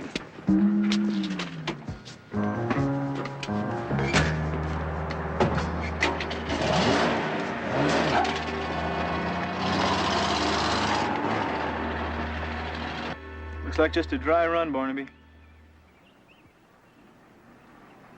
Hold it. There's a car turning onto the riverbed.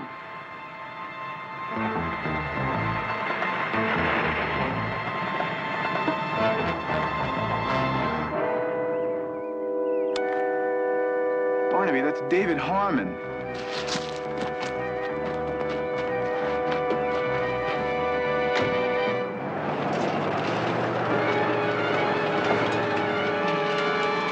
Let's go, Jedediah.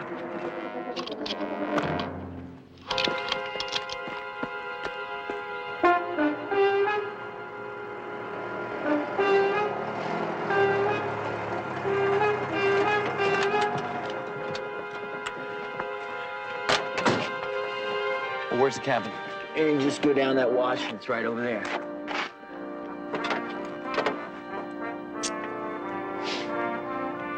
Remember?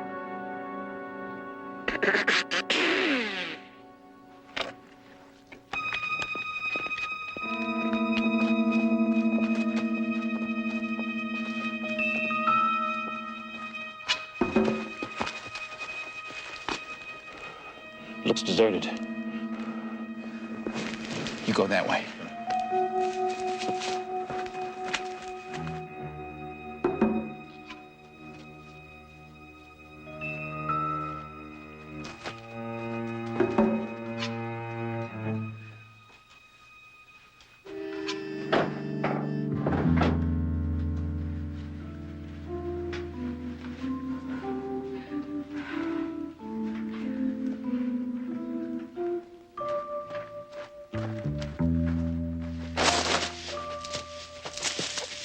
It's only me.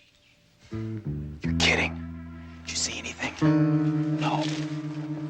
Not a thing. Not a soul. Must still be out picking up the diamonds. Yeah. Come on.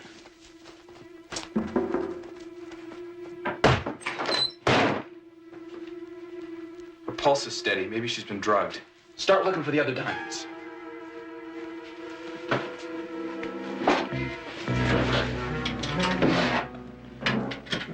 What? Mrs. Christie, don't be afraid. I'm Stan Donaldson, and that's Al Street, and we're working for your husband. Oh, thank God you're here. Are you okay? Yeah, I'm just a little weak. Maybe better try walking around a little bit. Oh, There you go. You okay? man.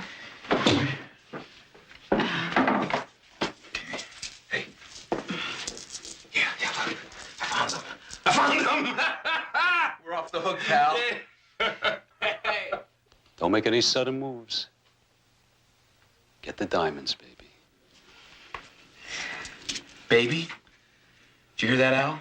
Yeah, I heard. I heard. Mrs. Christie, how could you do this to that nice little husband of yours? Let's put him up. Come on, get him up. That's it. Nice and easy. We don't carry guns. Yeah, and you shouldn't either. Wait here. Well, what about them? Don't worry. It won't ever be found. Let's go. Move!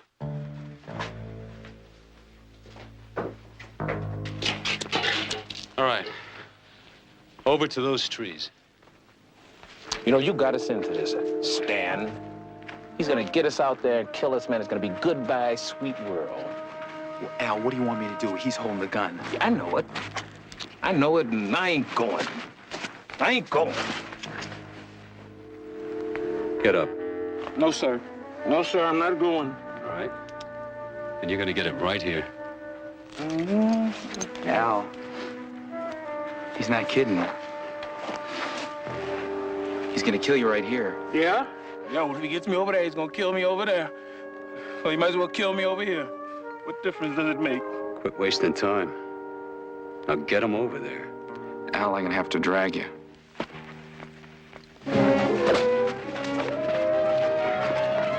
That's it, Herman. At this distance, I never miss.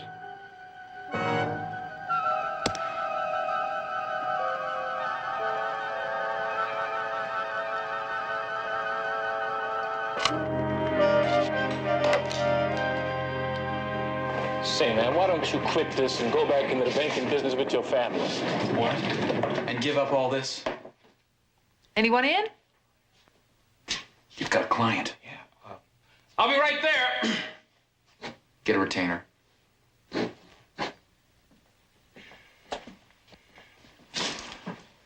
I'm going to be in court most of next week, but I'll see if I can spare some time. Oh, hey, Mr. Jones. Mr. Street, this is my daughter-in-law, Betty Jones, Alexander Street. Hello. And Stanley Donaldson. Well, I certainly have been looking forward to meeting you two. I've heard a lot about you. It was a pleasure to meet you. Mr. Jones, JR, nice of you to drop by. Well, actually, we came by to give you this check. Check? It's from California Meridian. It's your share of the reward for the recovery of the diamonds. Reward? There's just one problem. It's made out to both of you, and I told them you were not partners. Who said we weren't partners? Stan, where'd Mr. Jones get that idea? It beats me. Where did you get that idea, Mr. Jones? Can't imagine. Good luck to you. Thank you, and I hope we see each other again. You know, Barnaby, looking at this office, I got an idea. You know, after I graduate law school, we can take your office, put up a partition like this, make 2 offices, you know, right? Great idea, JR. I could add curtains, throw pillows. Plants, right? It would be like your office in here and mine out there. Right. We'll talk about it later. Okay. Bye-bye, fellas. Much later.